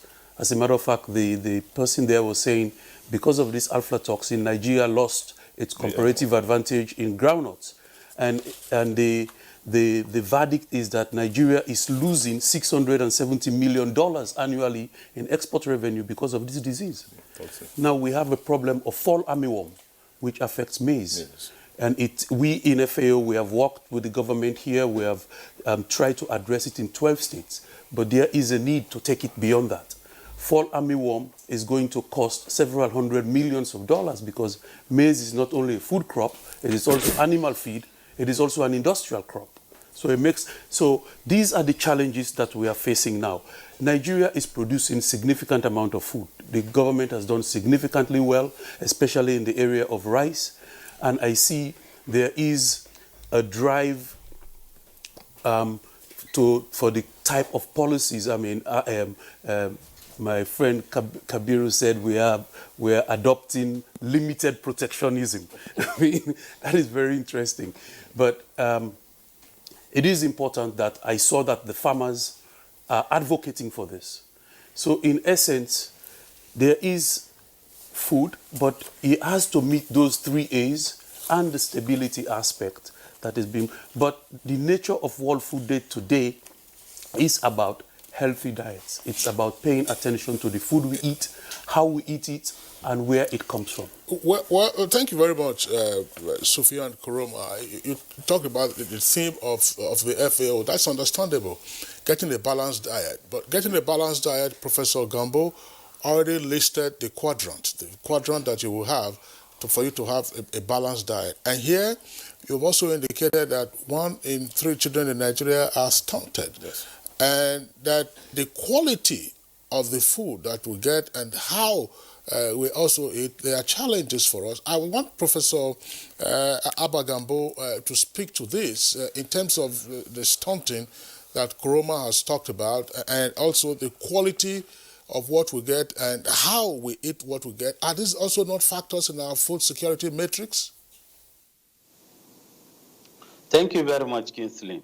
Now, firstly, I want to pay respects to your three guests. Coincidentally, I worked under each one of them, all of the three of them. Now, let's go a little bit practical. The major problem we're talking about, the missing gap, is the milk and the livestock. Now, just yesterday, I did an analysis at the Damaturu main market. A goat, one goat that was selling for 25,000 naira last year, it now sells for 40,000 naira. A sheep that was selling for 35,000 naira last year goes for about 50,000 naira now. Camel that was being sold for 330,000 naira last year goes for about 300,000 now. Ram that goes for 100,000 naira last year is about 150,000 naira now. And cows, the big bulls that are being shipped all over, a good one is about 400,000 naira last year. Today is about 600,000 naira. These are the exact figures from the market analysis I did yesterday. Let's go a little bit more practical. Near my house, Kingsley, there is a woman that sells masa. And every morning before I go to work, I send a boy to collect the masa for me. She usually puts the masa, 10 pieces, in a pack, well packaged, and then she'll put the paper and everything by the side. So I know that every day is 10-10 because I can take 5, take my tea, and leave to the office and go with the other 5 in my bag so that I'll use it in the office. And just recently, I bought yesterday, it was 7. So as I was going out, I now said, madam, why are you reducing the number of masa, or has it finished? She said, Oga, you don't go to the market, that's why. Every commodity, I repeat, every commodity that is being used as food in any kitchen in the country has gone up, starting from salt to ajinomoto to pepper, the Cameroonian pepper you're talking about, every single condiment, every single spice, every single protein, fish, meat, whatever, all the prices have gone up. And that's the true picture of it. Nigerians are eating, but they are not eating properly. Nigerians are hungry, and that is the truth. We live with the farmers, we are with them, we hear their cries, we also visit the farms, we go to the markets, we have all these things in our fingertips. There has to be some real motivations. Yes, the farmers will be happy, most especially for those that grew rice, because the rice price has actually increased. And I have the same analysis for the grains. Last year, rice was selling for 8,500, and this year, rice has gone up to 10,000 naira now in Damaturu, which is a very good thing. The farmers are happy, yes.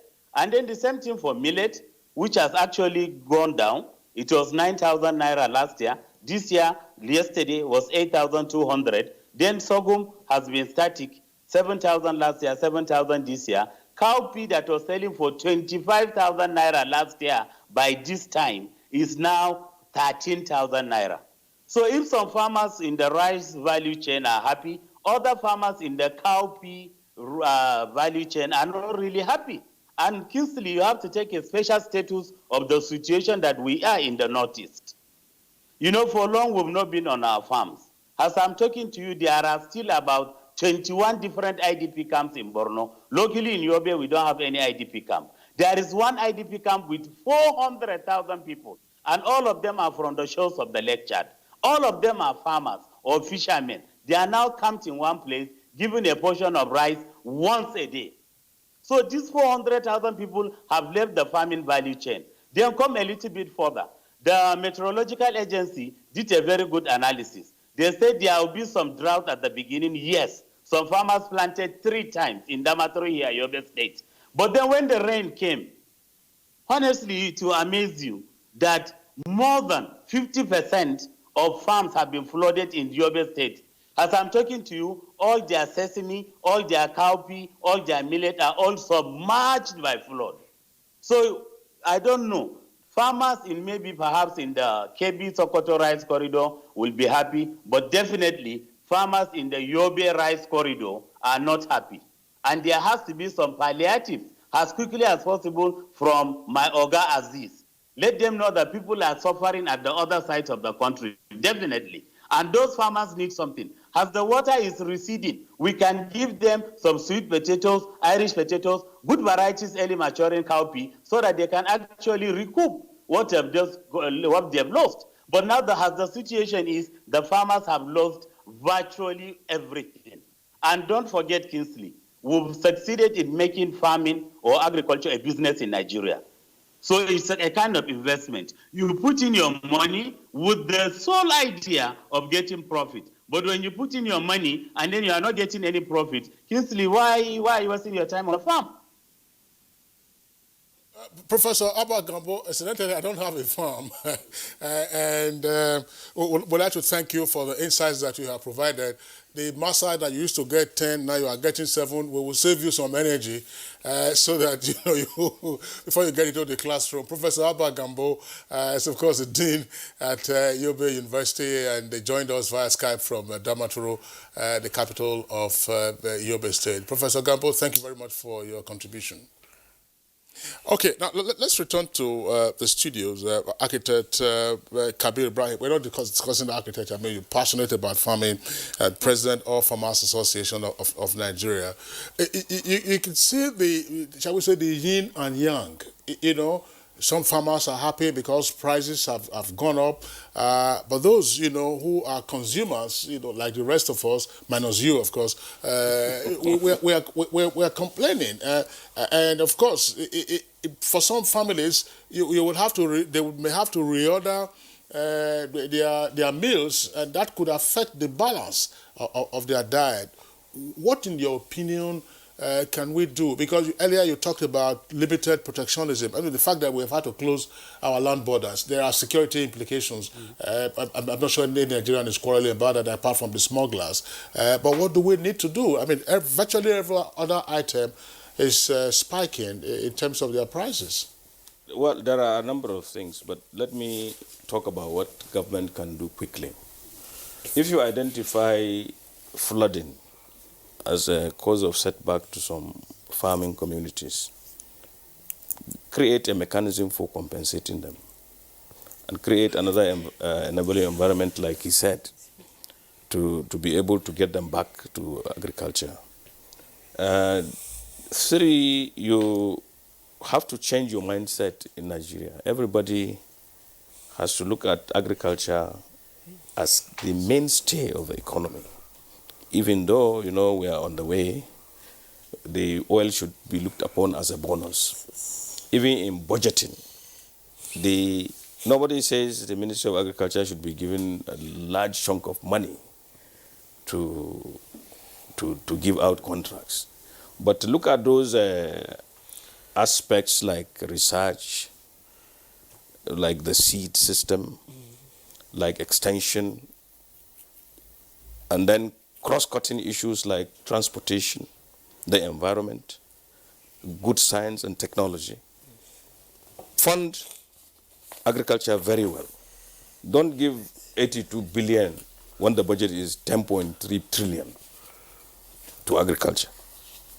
Give $10 billion to agriculture once, and let agriculture be changed completely.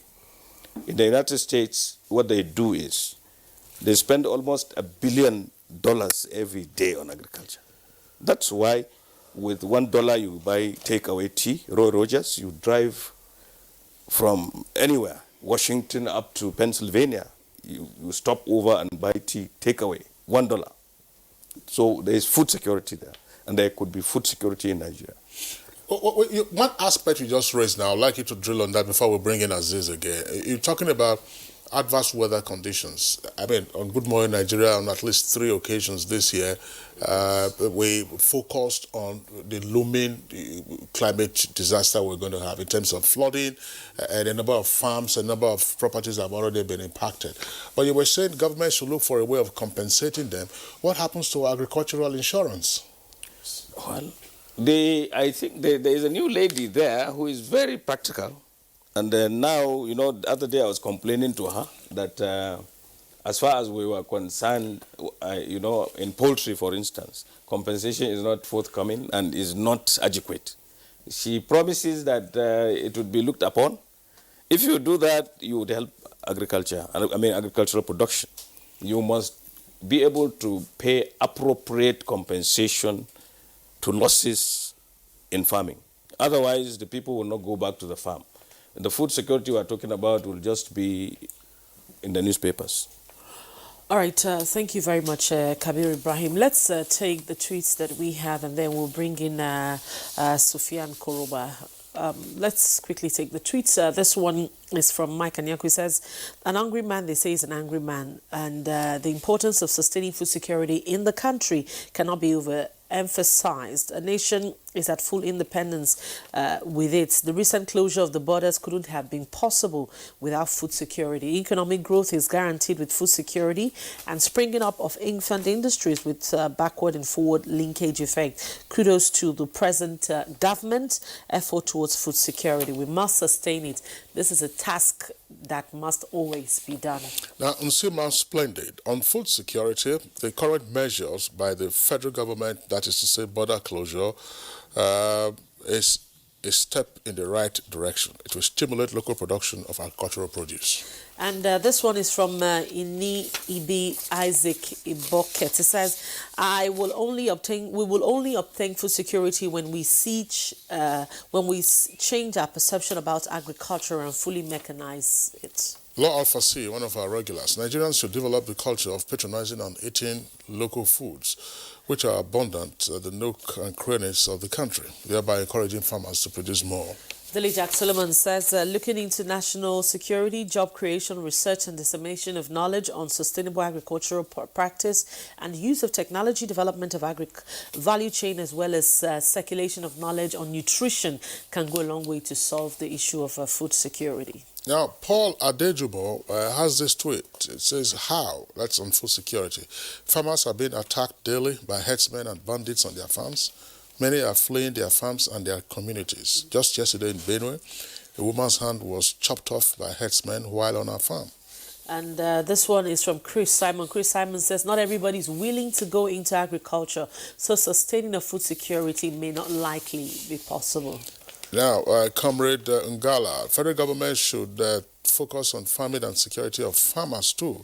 Also, construction of dams in the geopolitical zones and soft loans to rural farmers will enhance food security. And Mogbala Babs, he says, on food security, the border closure should be sustained a little longer. It's absolutely absurd that a country with very arable land and one of the best weathers in the world will open our borders to all sorts of imports, including banana from Benin Republic and Cameroon. He says, come on. Sally Michael Amakoji, as an economist, not of the opinion that attaining food security should lead to outright ban of some food items. What the federal government should do is to increase import duties on those items in order to raise more revenue and even ensure healthy competition between importers and local sellers. And Ogbeni Caesar says, as the federal government moves towards food sufficiency for the nation, mechanisms should be put in place to ensure that its untold economic effects are cushioned so the ordinary people won't feel the pain on the purchasing power. Nothing is as good as being self-sufficient as a nation. Francis Obi has this tweet. It says, on food security, the government needs to do more. It should look at the programs of Dr. Akin, that will be Akinwumi Adesina, the former Minister of Agriculture, and continue from where he stopped. Politics should be removed from agricultural programs. All right, those are the tweets that we have right now. Very quickly, just as we come to an end on the program this morning, let's get your closing thoughts. Sufyan Koroma, what do you... As you speak to the challenges that we have in terms of food security, as to the theme for this year in terms of have people, getting to eat balanced diets, not just eating.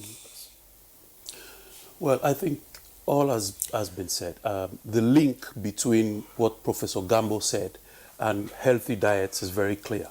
First of all, we need to have availability and affordability. Affordability is critical here. But for healthy diets, you need knowledge, and you need proper scientific advice. So there is a role for all stakeholders. There is a role for the government to harmonize and streamline its legislation. it should be clear what the Ministry of Agriculture, the Ministry of Trade, the Ministry of Health, what the SON is doing, what NAFDAC is doing. These all needs to be harmonized so that we get a consistent policy that would be an enabler with incentives to the farmers and knowledge to them on how to produce nutritious food. Thank you very much, Kuroma. And the closing thoughts of Aziz Olomuyiwa. One issue, I mean, basic economics will tell you law of demand and supply. Is it possible for us at some point to have an oversupply so that prices would crash, and then, of course, the farmers will also have their benefits through agricultural insurance. They will also have the benefit through marketing boards, which can then buy and then warehouse in the silos, and so on and so forth. As you said, you go to there are some places you go to with just a few bucks in your pocket, you take a meal. Yeah, thank you very much. Quickly, I want to answer that question to say that by using a proverb where I come from, they say the chicken is sweating, but you may not notice it because of the feathers. To say the farmers are trying, the government is also doing its best to ensure that we have food security. We're working towards that so that we produce enough, produce surplus, and bring down the price. But don't forget, the farmers too will have to smile to the bank. They are smiling to the bank now. So let's support them. And quickly to say that Nigeria is currently keeping the strategic food security stock for the whole West Africa. We are keeping it because we have the largest strategic storage capacity. And to also say, you asked a very good question the other time. You said, what do we do to ensure that you strike a balance between production as well as eating a balanced diet? We've done this through our food and nutrition strategies. One, what are we doing? We are now fortifying our food value chains. We have lysine, that is protein-rich maize now, which we are making available to the farmer to produce. As you are eating maize, you are eating balanced diet. We are having orange flesh potatoes, whereby you have all your balanced diet. You don't need to be rich to eat balanced diet. That's what we are trying to do. So we are increasing our knowledge. You are saying the corn that is in season now, we're almost going out of season. It's part of this. The one they call mouth organ. You know that? Yes. Okay. With pear and coconut. If you eat it now, you are eating a balanced diet because we are the kind of variety we are making available is high lysine maize. It has a lot of protein. It has a lot of vitamin. It has a lot of. We are also doing the same thing for cassava, which was otherwise referred to as a common food, so that when you eat it, you are rich. But Aziz, we are not saying that somebody should take mouth organ in the morning, take mouth organ in the afternoon, and take mouth organ in the evening. Kabir Ibrahim, are you smiling to the bags? Yes, we are. Somehow. You're smiling to the bags. Yes, we are. But what I want to advise Nigerians to do is to allow themselves to appreciate that we can really have all we want if we eat what we grow, and we grow what we eat.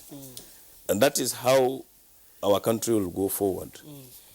I live around the border in Katsina, the border with Niger. If you go to Maradi today, like we came into the studio, if you give us any drinks now, they will be made in Nigeria. And they could be local. Some from boba, some from turmeric, and all that. But in Nigeria, when I go to Sufyan's office, he gives me Coca-Cola or something, that probably is not it's hardly totally made in Nigeria. So we must learn to eat what we grow and grow what we eat. And that way we will get food sufficiency and food security. All right. Thank you very much, Architect Kabir Ibrahim, President of Farmers Association of Nigeria. Thank you for coming on Good Morning Nigeria. Welcome. Thank you. Aziz Musba Muyiwa is the Director, Agribusiness and Marketing, Federal Ministry of Agriculture and Rural Development. Thank you for your thoughts and time. Thank you. And also Sufyan Sanusi Koroma is the Country Rep, Food and Agriculture Organization of the UN to Nigeria and ECOWAS. Thank you very much. Earlier on, we had Professor Gambo, who's also an agri-consultant. He joined us via Skype from Damaturu. Thank you very much, gentlemen, for being on the program this morning. All right, let's quickly take some news from the foreign scene. Turkish President Recep Tayyip Erdogan has rejected a U.S. call for an immediate ceasefire in northern Syria. Erdogan's comments came ahead of a visit to Turkey by the U.S. Vice President and U.S. Secretary of State. Turkey had launched an offensive designed to drive away Kurdish troops after their main ally, the U.S., pulled out. Russia, which backs Syria, has said it prevents clashes between Turkish and Syrian forces, which have now moved into the area after a deal with the Kurds. Turkey considers elements of the Kurdish-led Syrian Democratic Forces, SDF, a terrorist organization and want to push them away from the border area. Ankara also says it wants to create a safe zone reaching about 30 kilometers into Syria to resettle up to 2 million Syrian refugees currently in Turkey. However, Syrian forces, which are backed by Russia, advanced north at the weekend following a deal with the Kurds to try to hold back the Turkish operation. All right, let's eat what we grow and grow what we eat. That's our takeaway today from Good Morning Nigeria. We thank you for watching. We'll be back again tomorrow morning at 7. I am Rhoda Anona. And of course, we've got to learn that the corn now is a very balanced meal. That doesn't mean you eat it all day. Not for breakfast, lunch, and dinner. In any case, the one you won't get it for breakfast because they don't start carrying it around until about noon. My name is Kingsley Osadolo. Thanking you for being with us. Enjoy the rest of your day.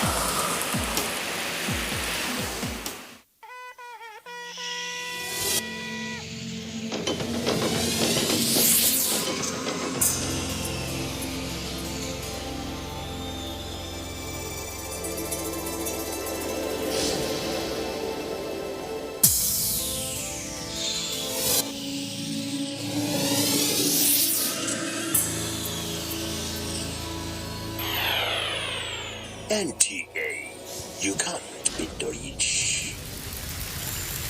You can follow us on all our social media platforms: Facebook at NTA Network News, Instagram at NTA Network, Twitter at NTA News Now, YouTube at NTA News Online, or visit www.nta.ng. For live streaming, visit www.nta.ng/live. Now, you can stay updated on the go, be it on your TV, iPhone, laptop, or iPad, or download the NTA mobile application from your Play Store or App Store. NTA, you can beat the rich. NTAE brings you the best of entertainment. I thought I was being sarcastic. I went on to do other productions. Everything music. Hear what which one you say.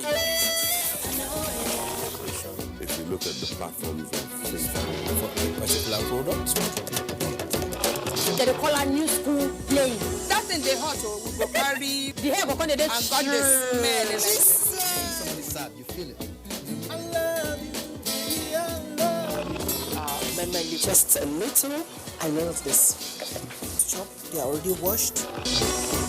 to a president. What else can I do? Get a shower couple and dancers.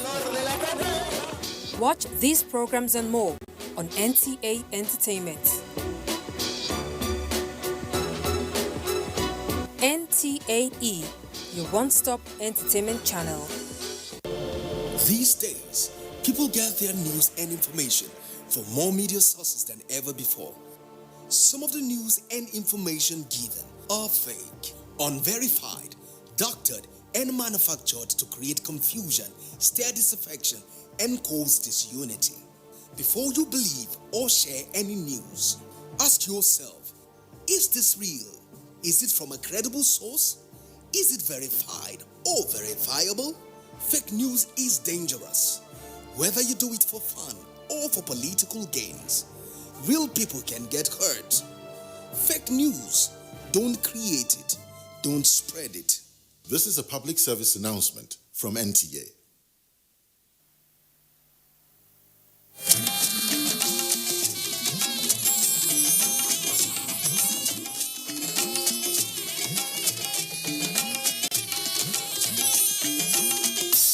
This is the network service of the NTA.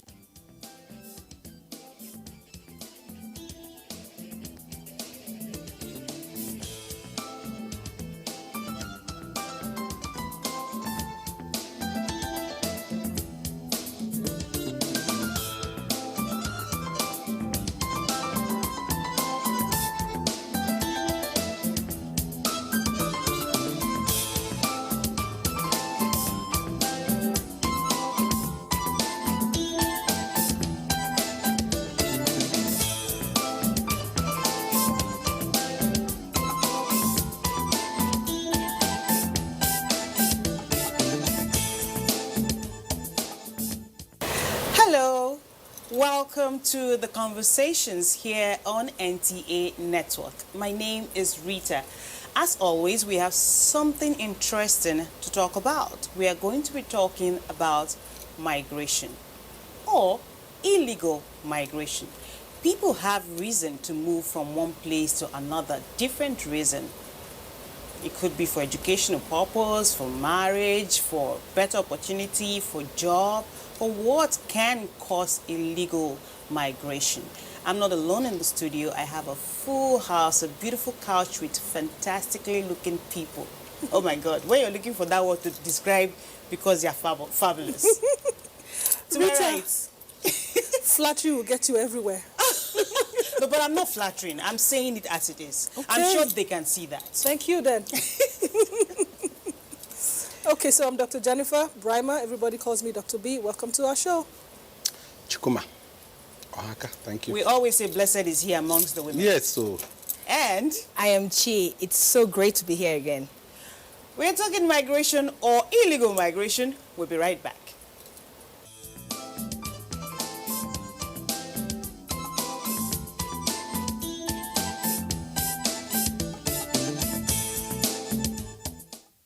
Slavery is an evil practice abolished all over the world over 200 years ago.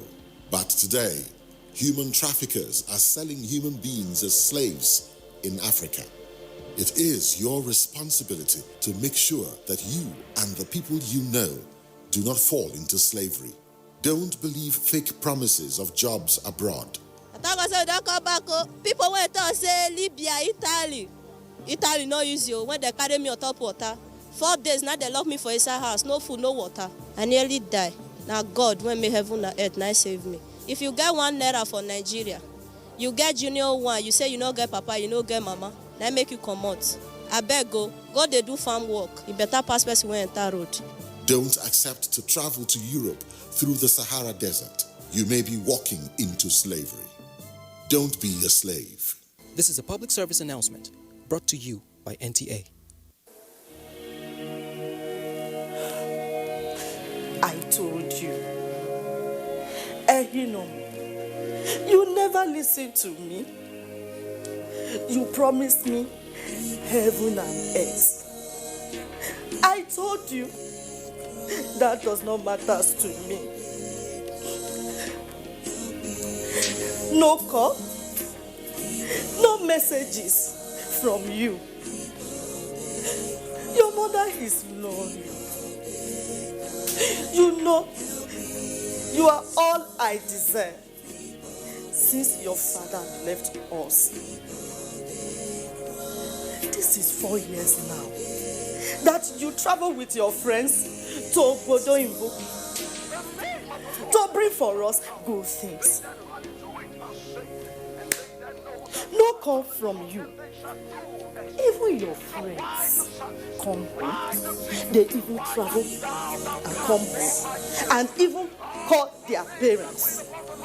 But No message. No call. They even attend Igwe festival. What have I done to you? Eh? Your mother is lonely. Your mother is lonely.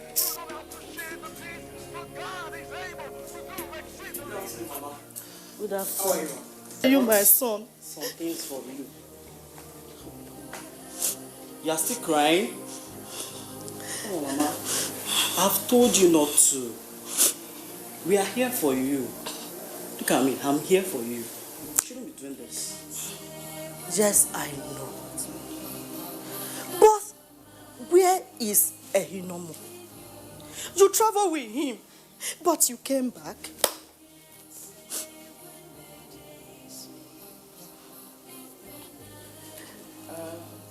Actually, Mama,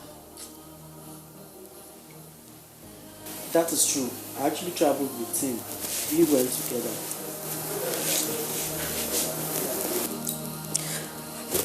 What is it that you don't want to tell me?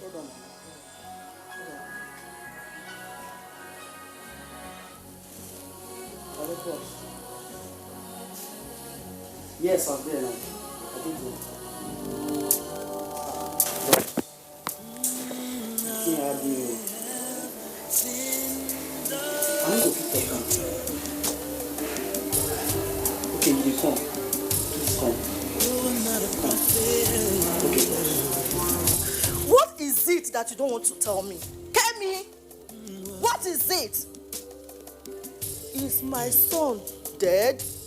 In the book of Revelation. Oyinbo people has killed me, oh, Salopua, oh.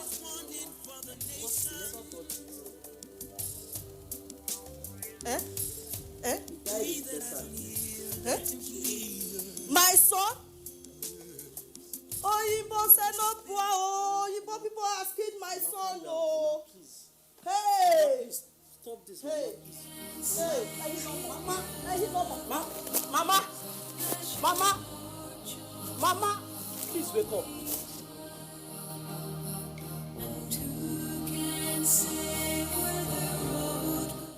Slavery is an evil practice abolished all over the world over 200 years ago. But today, human traffickers are selling human beings as slaves in Africa. It is your responsibility to make sure that you and the people you know do not fall into slavery. Don't believe fake promises of jobs abroad. People went to say Libya, Italy no use you when they carry me on top water. 4 days now they lock me for inside house, no food, no water. I nearly die. Now God, when me heaven and earth, now save me. If you get 1 naira for Nigeria, you get junior one, you say you no get papa, you no get mama, that make you come out. I beg go they do farm work. You better pass person when enter road. Don't accept to travel to Europe through the Sahara Desert. You may be walking into slavery. Don't be a slave. This is a public service announcement brought to you by NTA.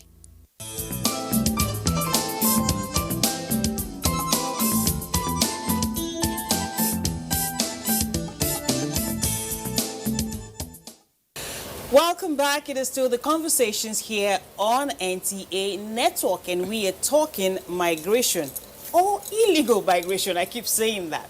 But what causes illegal migration? Why do people move from one place to another? What are the dangers that are associated with migration? There's a lot of questions, but I have people in the studio with me, like I said earlier, that have answers or at least good explanations for all of this. I'm going to start from you again, Dr. B. Okay. People move a lot. You've had reasons to move yourself, maybe travel from one place to another. Sometimes it's not for permanent purposes. Sometimes it's just because you need to at that point in time. But we've realized that it leads to issues sometimes, depending on where you go to and why you went there. What has been your experience, whether personally or from those around you or from afar, as far as illegal migration is concerned? Currently, I have a family member who's living in Italy, and he got there illegally.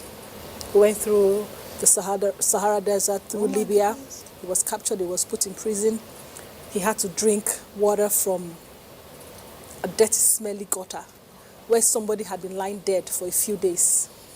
He was even praying to God to pee, to be able to pee so he can drink his urine. It was that bad. The friend that he journeyed with died on the way. Oh my goodness. They are raped. They are locked in prisons. They are fed one dry bread a day, a slice.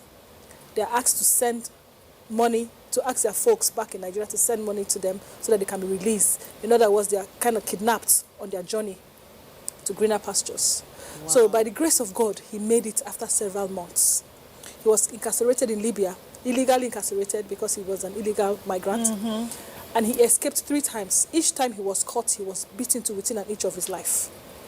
But the 3rd time, he was able to escape. And the person who he paid this money to help him escape put him in an overfilled, overboarded, rickety sea vessel. Wow. He was lucky that that sea vessel did not capsize like is the usual case on TV. As I speak to you, he's been in Italy now for the past 2.5 years. Wow. Gradually rebuilding his life. Why did he leave? That is one of the reasons for the illegal migration. He left because of no opportunity as per his own perspective. This is a young guy who did not finish secondary school.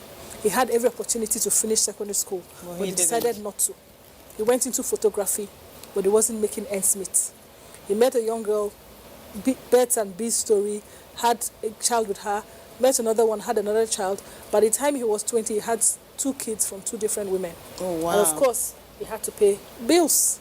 And so when the photography wasn't, bringing in as much money as he thought it would bring, he decided to leave the country illegally.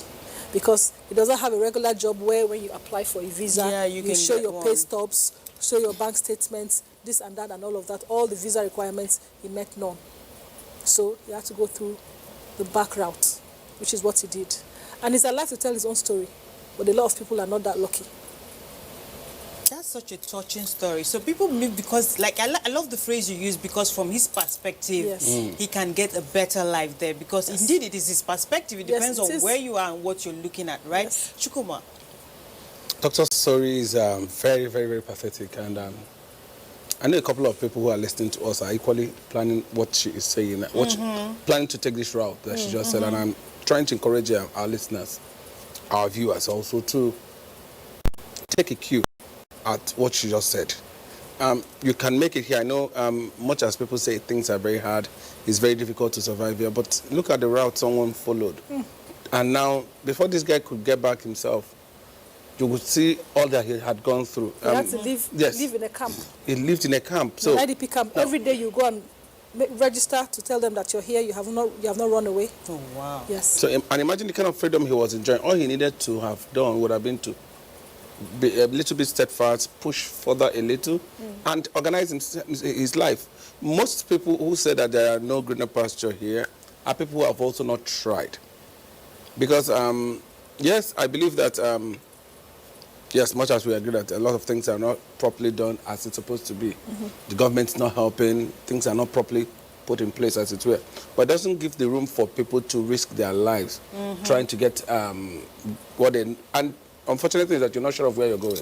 Yeah, because like Jenny said, the brother or relative is alive to tell the story, but not a lot of people have that chance. The person he started that journey with died to tell the story. I watched a clip on YouTube about people who were passing through the Sahara Desert, and I saw this myself. You see how they die. And if you watch this, dehydration, exhaustion. Yes, you begin to ask yourself, why do you want to take that risk? The question that sometimes runs to my mind is, do they even know the danger they are getting into? Okay, they don't know. That's because now going back to the reasons or why people move. Migrate, yes. Lack of information. And a lot of people share another experience. There's someone, this is even recent, someone who felt life was difficult for him in Nigeria and said he has to go to Libya. And against all practical wisdom and advice, he said whatever he will see there will be way better than what he's experiencing in Nigeria. A lot of them and he moved.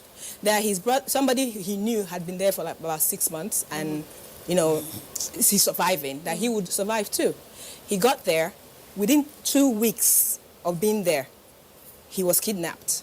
And now the kidnappers are demanding for ransom from his family who have nothing. And this is the same family who you told, oh, I want to go there to make it, and then I'll send you money. But now you're adding a burden to this family. Yes. Now, that being said, some advocates will tell you, rather than call these people illegal or term it illegal migration, call it irregular migration. Because no human is illegal. People have the right. It is a fundamental human right to move. People can move from place to place. But you have to do it the right way. But you have to do it the right way. So the question is, how are you doing it? Because you can't see a criminal, for instance, and say, oh, this person is a citizen of this country, but because the person is a criminal, the person is an illegal citizen, something like that. But by the time you use that phrase, illegal migrants, you already, there's this feeling you have towards this person. You think this person is a criminal. You want to treat. Been profiled. You already profiled this person, and so even every other measures you're using to deal with this individual is from that point of view. This person is doing something criminal, something bad. So rather than use, I would say, and some advocates are saying, rather than use illegal, rather than refer to them as illegal migrants, refer to them as irregular migrants. People who are moving or out of status. They don't have a status. They are moving, but they're not moving the right way. And unfortunately, many of us don't know that when you go out there, it's not really as rosy as we paint it. Yes. It's not really as rosy as the traffickers paint it. Yes. Because the traffickers will lure you, tell you different things. You think it's that fantastic, and you go with them. Sometimes they are, they are working with these kidnappers. They give them information. As these people are arriving, they are picking them up. Even sometimes it's even the drivers conveying them that connive with these kidnappers and tell them we have goods coming. And they kidnap them. So if people knew the information, like you're going to countries, this one who, for instance, this one who went to Libya, even though his family members told him don't go, he was not really informed. A lot of us don't have information about these countries we're going to. If you go there, it's not, you must start making the money. You don't pick it on the floor. Speaking about information, I schooled in, should I mention the state? I schooled in Benin. Okay, university I was in Benin. And it was a big deal for you to have someone from your family who lives abroad. It is still a big deal till today. It's so bad that then it was, the governor then was Leki Binedo, which is one of the reasons why I still love his wife till date, Eki Binedo. She had to come up with an NGO, the Renaissance, that was working seriously to educate people and tell them the dangers of this I must go abroad syndrome that they had. Now, if you had a funeral announcement out there in Benin, and they always do, you will hear the list of the children, so and so, Oriwi Italy, so and so, Oriwi Germany. They will count the different countries where their children are to show you how important they are and how well place that family is. So she actually had a law that banned that. If you must do an announcement, you have 10 children, 5 girls, whatever, but we don't want to know where they live or where they are. And that went a long way. Now, still in the same city, the salon where we used to go do our hair as students, there is this young lady who was very good. And all of a sudden, we stopped seeing her. I can't remember the name now. What happened? They say, she don't follow her auntie go Italy. It was a tradition, sadly, and not just that city, not just Benin. I think there was a time when it was like in vogue for them to ship ladies, some of them under the guise of giving them jobs abroad, and some actually know that they are being shipped into prostitution. Oh, they know. Some of them know, and some think they are going to work in some salon or as a help, and they will serve this person for ABC time, and then they will go to school, but it never ends that way. Now, I think the thing that people need to know about this is, when you go anywhere and you are not legal, you are at high risk. Because people know they can do things to you and get away with it. Take advantage of the situation. You're vulnerable. They can do things and get away with it. People travel, people migrate legally, and they have a right.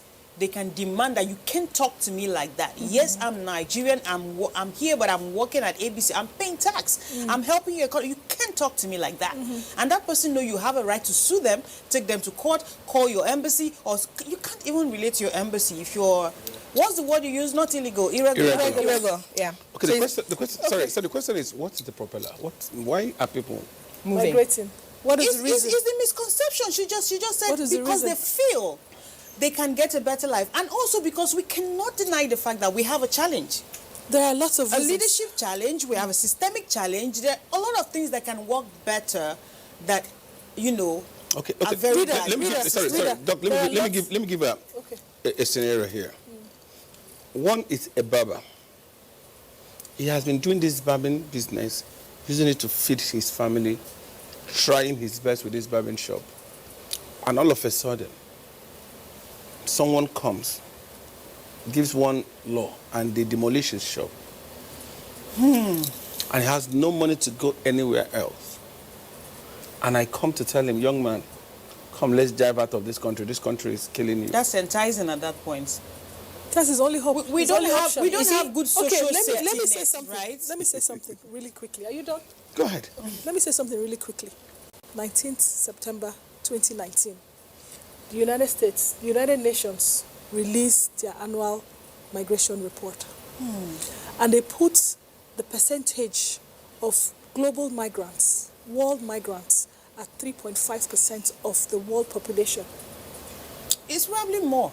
3.5% of the world population as at September 2019, 19th September 2019, is 272 million. That is 3.5% of 7 billion. That is what it is now. And it has been forecasted to increase in the next 10 years. As at 10 years ago, it was at 2.8% of 7 billion and counting. So they are saying that whether they are called irregular migrants, illegal migrants, aliens, whatever they want to be labeled as, migration will continue to be a thing of the present if overpopulation, trade liberalization, human trafficking, smugglers, conflicts, natural disasters, man-made disasters are not put at bay. These are some of the reasons why people migrate. So, what are we going to do about the risk factors for migration? It is when people, communities, societies, governments begin to tackle the reasons for migration, starting with overpopulation. Remember we talked about family planning in one of our discussions. When we talk about overpopulation, we start to use family planning methods that will reduce the population of particular countries, that migration will begin to be a thing of the past. When governments are held accountable for creating opportunities for citizens to thrive, when they migration become will become responsible. Exactly, migration will become a thing of the past. Things like xenophobia that is constantly happening in South Africa will be a thing of the past. You're xenophobic against people from other African countries, when the real problem is within your country. There, a small percentage of people who have taken you hostage. You're supposed to go and fight those people legally. You're turning your anger against your brothers from African countries who are petty traders, who are barbers and chefs and road sweepers and have what they call them, corner stores. They are mechanics. See the ripple These are the effect people of that xenophobia. These are the people that you're attacking. You were telling me yesterday, Chi, that which other country have gone to Malawi? Malawi to has evacuate gone their to citizens. evacuate their citizens. Yes, from they're doing Africa. that. No, the ripple effect with so much on South Africa. They're doing that. It's gradual and gradual. Before you know it, they would have lost more than they had bargained. But to come to the topic of discussion, Illegal migration. what are the governments doing? Because, you know, it's easy to condemn a young man who thought maybe going to South Africa, Malawi, Angola, Libya, Egypt, America, or anywhere to go get his greener pasture. We might blame them because we might, let's say, we know better. But what are the people in government doing? What policies have they come to check that people who are on this radar are equally protected? Empowered. Because a lot of things happen, and sometimes I sit to watch and I weep. Yes, because if you do not create a vacuum, a lacuna, for these opportunists to exploit our doctors, our nurses, our unskilled labor, they will not do it. Statistics puts it that the people who migrate illegally are people with unskilled skills. Even the skilled ones. Well, legal, but illegally, in some way. Unskilled people that are unskilled, that have dropped out of secondary school, did not finish university, and all of that. They do not have the proper papers to put in for their visas to be approved. So they go into these countries through the illegal route. You know, now, if even our elites or our graduates, doctors, nurses, They are leaving this country in droves. Why? Because even the environment where they are working is not favorable. One doctor attends to 5,000 patients. You pay the doctor peanuts. The doctor works from Monday to Sunday. You go to school for 6 to 8 years to graduate as a doctor, and you come out and they're paying you 200,000 a month. What about lawyers? That's less than $1,000. Of course, you will write What about the next qualifying exam to go to America, United States Medical Licensing Exam, USMLE. You write CLAB to go to the UK. You're talking of UK and the US. I've heard stories and I've seen medical professionals being shipped to countries like Cyprus, Ukraine, Saudi, all those places. And the people who recruit these people, they agree on a particular amount they are going to pay, and then when you get there, they will seize the passports of these people. They do that. And Professionals. you must, because they're like agents. So whatever amount they're paying, you're getting a fraction of that. Yes. And you must, it's like you're not enslaving yourself despite your qualifications, because you are running away from a system that has refused to work. Okay, now speaking about the system that has refused to work, I want to differ a little Okay. with regards to the economic reasons why people migrate. Yes. Migration irregularly is not cheap. It's not. So some people, those people who really are poor, don't migrate because they cannot afford it. Those who migrate using the so-called illegal route are those who have at least 800,000 naira. In Benin, just to button before you finish your thought, they sell houses. I wanted her to finish. They will sell their house. Village land. So why can't you use, if why can't you use the money to do something? There's something else I'm coming to. Why can't you use the money to do something, start a small business here? Yes. Because you'll be better off of where you go. And it still boils down to lack of information. And one thing that people have also found out, it's more recent that they're looking into it, is the family units. Yes. When you go to apply for a visa, one of the reasons when they're looking at ties, they look at family ties because they know if you're close to your family, you won't want to be away 20 years without seeing your family members. But because we're eroding, the family unit is eroding now, people are not really close within the families anymore. So it's not a big deal. So it's not a big deal if they abandon their family members and disappear for 20 years, for 30 years, whatever. So if we start the culture of ensuring that the family units, we call it close-knit, we're really close, it will also deter people who want to listen to people, want to take advantage of them to migrate, because they know once they get there, if they go seek for asylum, for instance, there's a number of years they'll tell you can't go back and see your family. Yes. So if we start dealing with that issue, what is happening within the family sector? The family members are the ones telling you, oh, what are your mates doing? Go out. Exactly. So, you know, once the parents are not encouraging them to use any means possible to move, why would they want to move? You talk about the prostitution and rape that happens. Most of these girls who are trafficked, do you know they stuff them with contraceptives? They do. Why would I want to be stuffed with contraceptive without asking why are you stuffing me with contraceptives? Some of them are aware. They are aware, that's what I'm saying. Because they know they might get raped. They don't want them to get pregnant. They want them to be good commodity when they get there. Yes. Because they can sell them. That brings me to the next thing I wanted us to look at. The issue of gender and migration. It is generally believed, and I think we might all agree, maybe by show of hands, are the females more at risk? Of course. Illegal trafficking. Yeah. Yes. Of course, human trafficking. Females are more at risk. Of course. Not just Even children. Not just being trafficked, but the danger. Yes. With women and we children. are always more vulnerable. Always. Always There is even a statistic saying that if you have 4 children who are trafficked, the possibility of 3 being abused or taken advantage of is, in fact, you have the possibility of 3 out of these 4 being taken advantage of. That's it. It's really high. You talked about what is the government doing about it. Let me tell you one thing that the government is not doing. When they pass laws such as anti-LGBTQ laws, where if you're a homosexual and you're living openly as a gay person, you'll be prosecuted. What will that person do, or will those category of people do? They go seek asylum. Yeah. Canada offers asylum. Australia offers asylum. America offers asylum for people from the LGBTQ community. I'm smiling. I won't tell you the thought that I'm thinking. Now, talking about Mrs. Igbenedion and her Renaissance club or enterprise that time, do you know this lady went to Italy herself, personally, to beg the girls to come home? And some of them won't. And now, we're not even talking about then. Right now, it is still happening.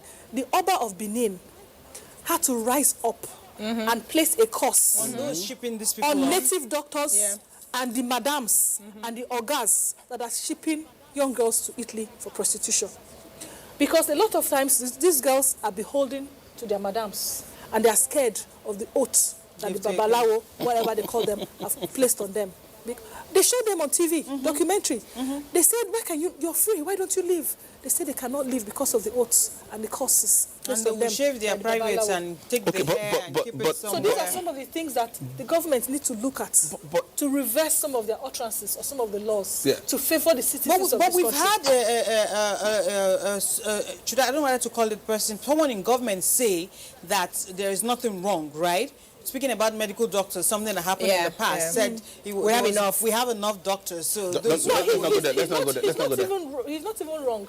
Every year, all the universities in Nigeria churn out doctors. Are they being employed? We don't have enough. That's the thing. And in this country, it's supposed to be. I think what they currently have to 500. What they have currently now, that's what's supposed to be. One doctor to either 450, 500, or one doctor 1 to 5 or 6,000. And then when these doctors very wrong. And this is in Nigeria, we don't have enough. 90% more what they have now for us to now, be. And now you're saying we have enough and then doctors. These countries are busy calling you. Canada needs 260,000 doctors. You with pay all the highest wages. Offer. Where would they not go? You say every day, Canada is making migration easier. Every day, they're making migration easier. At least that one is legal. We're talking about irregular. Yes, at least I'm coming at something. There's something she said. You know? She said something that those who do this waka are a little bit buoyant. I disagree. I disagree. I don't think she said they're buoyant. They go out of their way to make the money to do it. She said they would have at least. It's not some cheap. Money to do I agree, it's not cheap. But they go all out. Yes. Some sell their family native land to go there because why they are doing that, they believe that this is their last hope. Yes. And then you get kidnapped in Libya. Who are you helping out? Now the question is, whose land you sold and the ones that send you for money to pay your ransom. She's sorry. They will tell you this. Listen, no, they will tell you this also. That they also kidnap in Nigeria. They do. They also kill in Nigeria. They do. They will kill terrorism in Nigeria. So they'll have every reason to knock off whatever you are saying. Yes. But what we are saying is this. The person who have decided no matter what you say, truth is this. I'm going. Rita, the truth is this.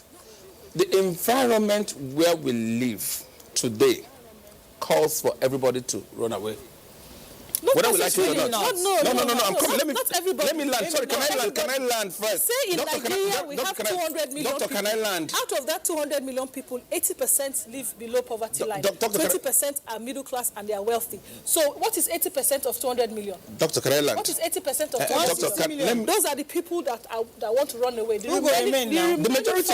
Who will be left? Good. That's the majority. I'm right. Now, what are we doing?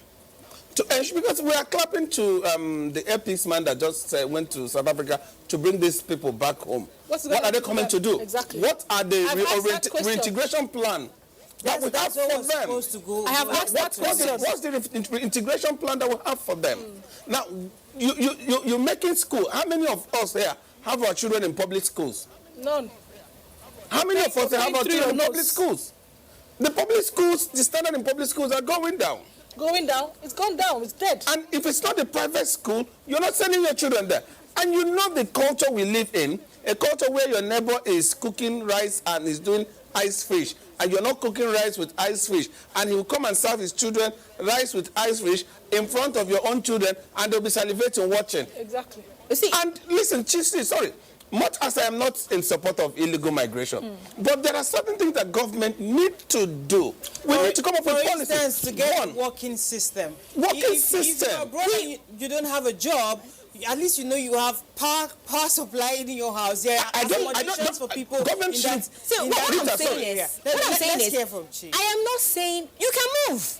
Migration is a basic human right. Yes. If you feel you want to move, no one is saying don't move. But what we're saying is don't do it the wrong way. There are so many ways for you to migrate. Yes. Why don't you go seek information. You have Google. Go search on Google. You only go there to troll celebrities.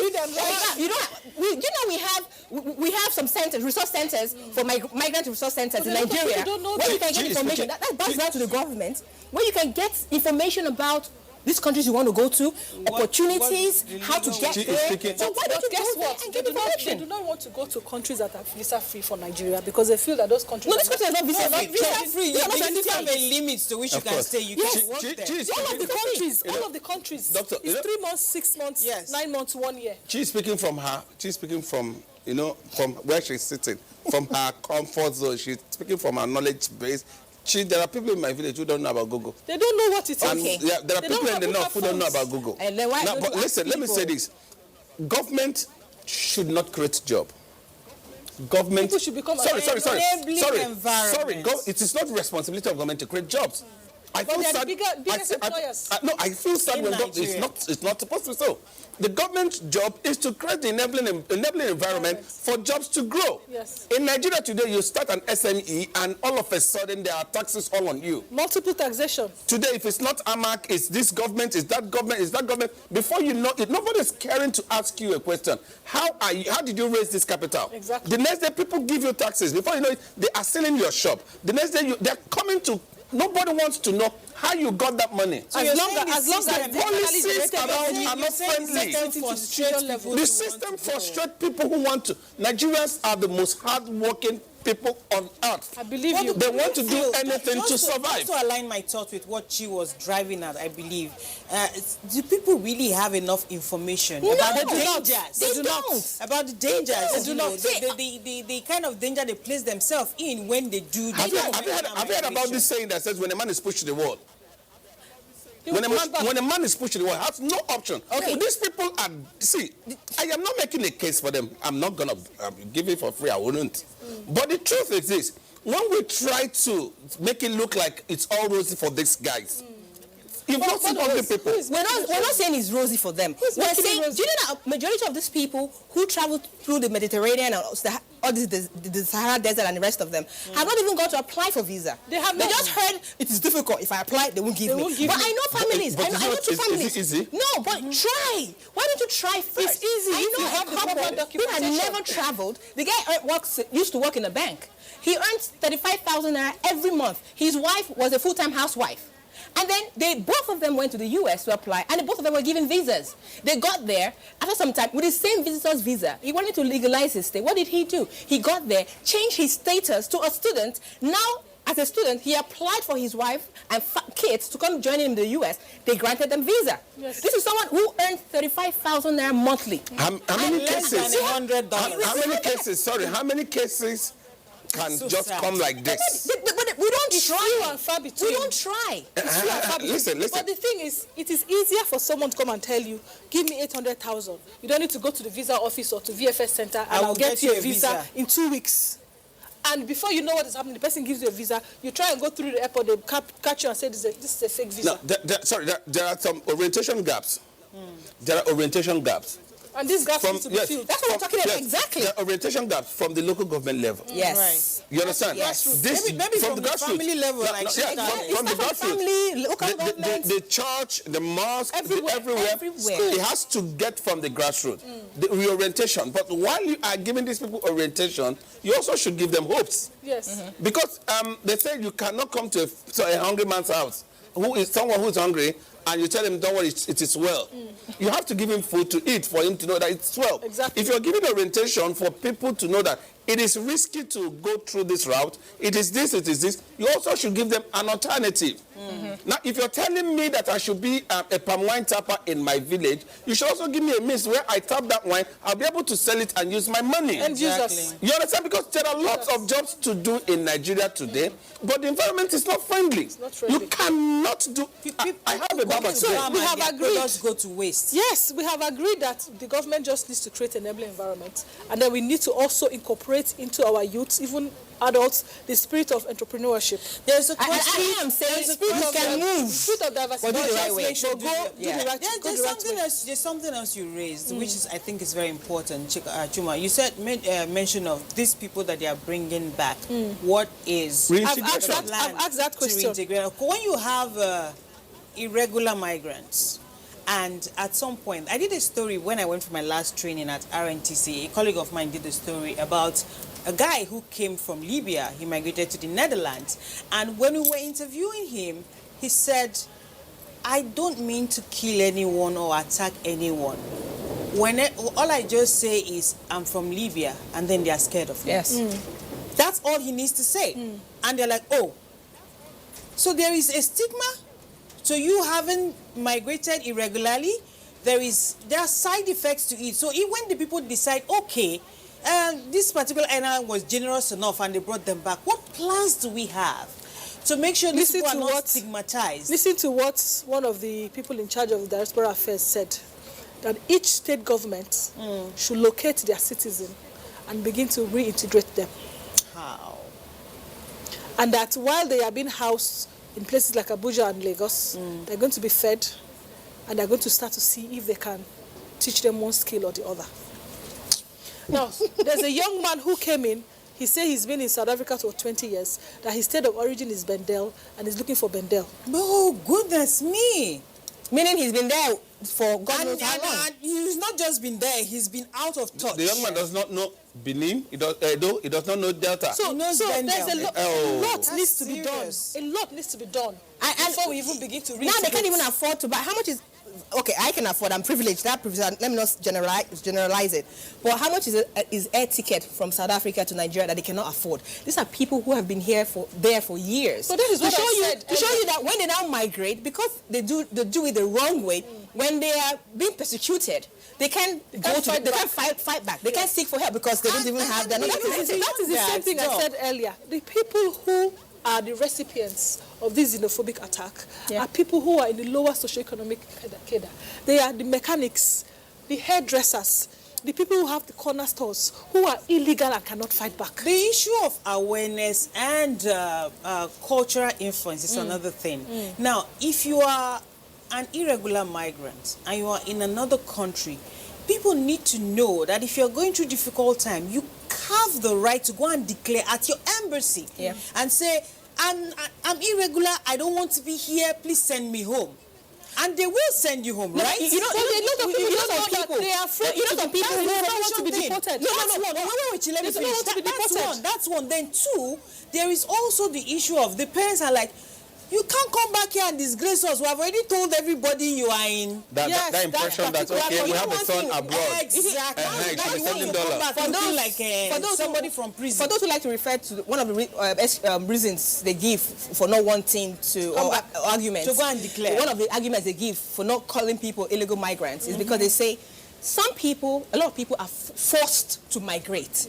Right. Because, like you said, security, crisis, whatever it is. So for such people, when they even migrate the wrong way, they can stay in a country for years, not get involved in any criminal activity, be of the best behavior, living under the radar, no problem at all. Yes. So for such people, if you want them to go back, it's going to be a problem. Yes. Because they were running from something. Yes. So taking them back, it's a problem. Exactly. So, and unfortunately for them, or because of the way we migrate, when a lot of Nigerians fight for asylum, because they tell them, okay, move to this country and fight for asylum, many get refused. Yes. Germany last time deported over 20,000 Nigerians, or said they were going to deport over... Which country? Germany. Wow. And they were going to deport over 20,000 Nigerians. They also go to seek for asylum, and they say, listen, your government is not persecuting you, there is no war in your country, why are you seeking for asylum? No, but even the there are other reasons. Even my the Boko Haram is circumcised, they're forcing my 14-year-old to get married, there's all female kinds of genital stories. mutilation, LGBTQ, what's it called, persecution, what is it called, Boko Haram terrorism. These are the reasons why people are leaving Nigeria. And I'm telling you, have a integration plan. Is that what the same thing she said about... Have you really checked where they're coming from? Those people seeking for asylum. Are they from Maiduguri? They're not checking. Are they from Borno? I know someone who's living in Germany right now. He's from Enugu State, but he sought for asylum and he left this country. What happened in Enugu State that he left? Boko Haram. He will claim Boko Haram. Cattle herdsmen clash. That is why he left. It could have been possible. It could have been possible. It could have been that the person that you heard was raped, or could have been his sister, his mother, his grandmother. Kidnapping could make you relocate. Some reasons to leave. Insecurity could make you relocate. We know. But do it the right way.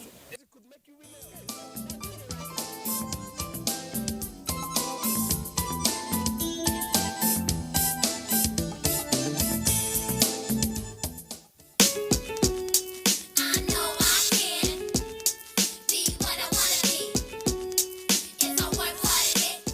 With the thousands of illegal migration of young people out of the country, there is the need to look inward for opportunities here in Nigeria. Always being an advocate that there's no need to travel out of Nigeria, especially for unskilled youths. We have a lot of things to do and make money in Nigeria. The issue of xenophobic attack in South Africa, I've traveled to South Africa and I see that these are brothers do menial jobs that they are not even supposed to do in Nigeria. So why would somebody leave Nigeria and go to South Africa to sell apples, a fully grown man? And where there are the 25 returnees from Libya, we train them here.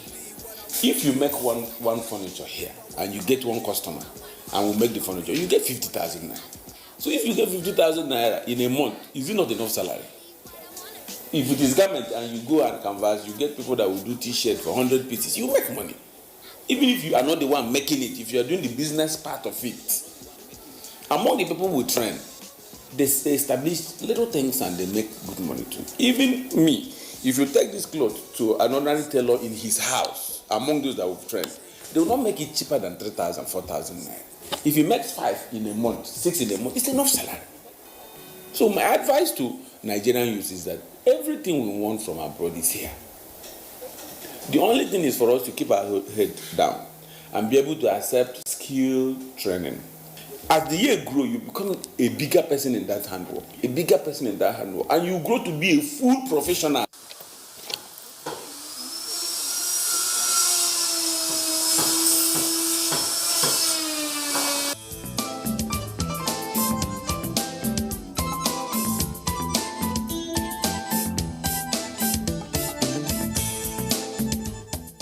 I know 2 women, 2 grandmothers. Their sons migrated at the same time. One legally, the other one illegally. The one that migrated legally, by the end of 12 months, this guy has sent cars, has sent money to buy land. They started foundation. The one that immigrated illegally, the mother had not even had one phone call from this boy, and she was having hypertension. Her blood pressure was skyrocketing. And I said to her, Mama, sit down, let me talk to you. And I said to her, because she was telling me her neighbor this, her neighbor that, they have built a house, this one and that one. I said, Mama, how your pikin take go? You go embassy? Mama said no. Say now one man, they tell her, say bring money, I will give you paper. Visa. Mama, that your pikin where they call, say never send money, make you buy motor, make you build house. That pikin fit never reach where they go. That pikin fit don't lost for desert. That pikin fit don't die. Make you pray, say make you hear his voice first. Before you begin say no buy motor, no build house. So this is the kind of orientation we also need, that we'll all be talking about. Yeah, we need the information. Our listeners and our viewers should know that it is very wrong to do, whether irregular or illegal. Yes. It is very, very wrong. But much burden should be to our government. Your citizens are living. What are you doing about it? What measures are you putting in place to keep them back? Because grow the economy. If you have a son who always goes out, every minute, every day, he goes out to your neighbor's house to watch television, and you've warned him severally not to go outside to watch television. Even if it's black and white television, buy people out. People get fired on daily basis. I read about a company that fired 400 of its staff last week. Now you fired someone who has been feeding his family from this job, and he has nothing else to look into. And all of a sudden, someone tells the person, Auntie, you know, said with this your little savings now, if you give me this 500,000, we will go Canada. Yes. And if we go Canada, you will get job. You will begin to send $1. In case you went travel the other day, let me do it. She would not listen to Chi. But it's a wrong information. But yes. No, it's wrong. No, quite all right. I try not to, because you guys are dwelling on the government angle. I try to dwell on other angles. I'm not even really dwelling the government. Should carry out more sensitization campaigns to go back to the rural communities, look as low as they local did that area. for a while. They should continue. They need to continue. National orientation agents, what are you doing? Yeah, nothing. Down Do you know the interesting thing? Yes. If you go to these countries, they have adverts out warning people not to migrate using ABC. They have adverts like that in Canada, and some places in the US you will get that. But you who are at risk don't have the information. We're not even sharing enough information At all. about what could go wrong. Yes. That's why I keep referring to the Renaissance by Kate Binedion and what she did. Because I thought that was really, really brave. Yes. Rita, Because remember? she was fighting against She great went to forces. Italy Rita, personally. Rita, there is this saying, he that is down does what? Needs fear no fall. Exactly, you're The already man on the where they ground, no they fear whether he go fall. You're already on the ground. These guys have nothing to lose, you think? See, truth is this. Where the system is wrong, a lot of things will be wrong. Yep. I am not saying people should go out of the country. Like, I keep saying it till tomorrow. We are the most hardworking people on this planet Earth. Nigerians survive anywhere. All a Nigerian needs is give me a good environment, I will give you something. Give me a conducive atmosphere, I will deliver. We have all the best talents in the world. We do. But when we do not have a place to display it, check out, there is no football club that you mentioned in the world that you won't hear about Nigeria. One Nigerian. There's no place, and you look at these footballers, they're not well educated, they're not from flamboyant homes. But they have a sellable skill. They have a sellable skill. And aside Because from that, someone helped them groom that. And not everyone is talented. Yes. I have a barber today, she's living in Nigeria, she's going out of the country. Why? She's paying so much rent, every time she's using this, she's doing that, she's doing that. The thing is killing her. She wants to sell up, she wants to live in Nigeria. And I've been talking to her on how to change her mind to be consistent with her business for a better tomorrow. But when she tells you how many taxes that come on her shop on daily basis, nobody cares to know how much she has cut on her on daily basis. And you're giving her tax because you think she has a hairdresser. Have you asked how she got her money to come into business? And now guess what? These Nigerians that are migrating, whether legally or illegally, when they get to their countries of destination or their countries of choice, guess what happens? By the time they manage to stabilize themselves, they become superstars in their field. Of course. They excel. Whether it's a doctor, whether it's a nurse, a barber, a footballer. And they're well behaved. The next thing you hear them running for Congress in their adopted country. Canada has the first Nigerian, first black person. Yes, after 150 years. Elected to Congress. A young girl of 30-something. Oh, we have less than 30 in the UK, The same thing happened, yes, 30-something too. The same thing happened in America. For the first time in the history, a Nigerian became a councilwoman in Mississippi. Mississippi, that was the last country. It was even in 2013 that they sent in the final documentation to abolish slavery. Slavery that was abolished since 1865. They sent their documentation complete 2013. A black woman, a Muslim hijab-wearing woman from Nigeria won a council seat. These are immigrants from Nigeria. The point I think you're a medical doctor in Nigeria Nigerians brought out are a baby excellent. from the womb. They can be excellent. This baby, and to give the baby back into the womb. Is that not the former governor and the baby carried the woman carried the baby to womb. Isn't that the former governor of which state now in the East? No. It's a Yoruba guy. It's a Yoruba guy. A Yoruba guy in the US, the chief surgeon of one hospital. Chief surgeon of that hospital. See, truth is we are brilliant. We just need to be given the opportunity. We should focus on the right things. How to harness this our talent, how to convert this talent to something. I keep saying it that SMEs are the greatest providers of jobs. They are. It Till tomorrow. sounds like a very good place to end And we the have conversation. arable land everywhere. Absolutely. Agriculture fits the world. You see, we have so much to talk about when it comes to migration, whether it is illegal or irregular migration. But one thing I think we can all take away from this conversation is there are legal ways to migrate. It is better you are patient and follow that route and then be safe, because at the end of the day, the greener pasture you're looking for, you have to be alive to get there and enjoy it. So your safety first, seek for information and do the right thing if you have to migrate. Thank you so much for joining us on the show today. It's been a conversation right here on NTA Network. A big thank you to, okay, she's going to say I'm flattering, to the fantastic co-discussants I had on the show today. Chi, thank you so much. Chikuma, thank you. And of course, Dr. B. Until next time. Maxi. We'll see you next time. Bye-bye.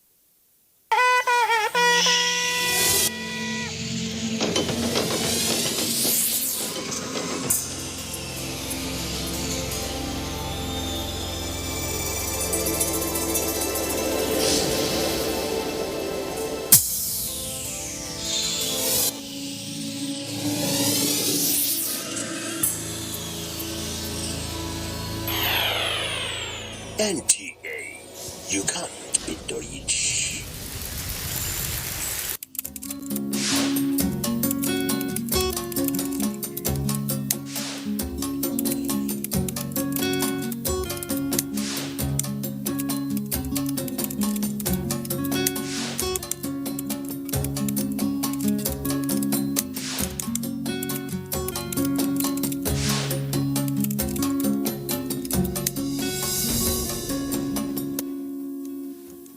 How are you? It's always a pleasure to welcome you to the program Thoughts for the Week with Cordelia. Well, today we're sharing something that I think we all should know, especially for those of us on the social media. Why? You'll find out.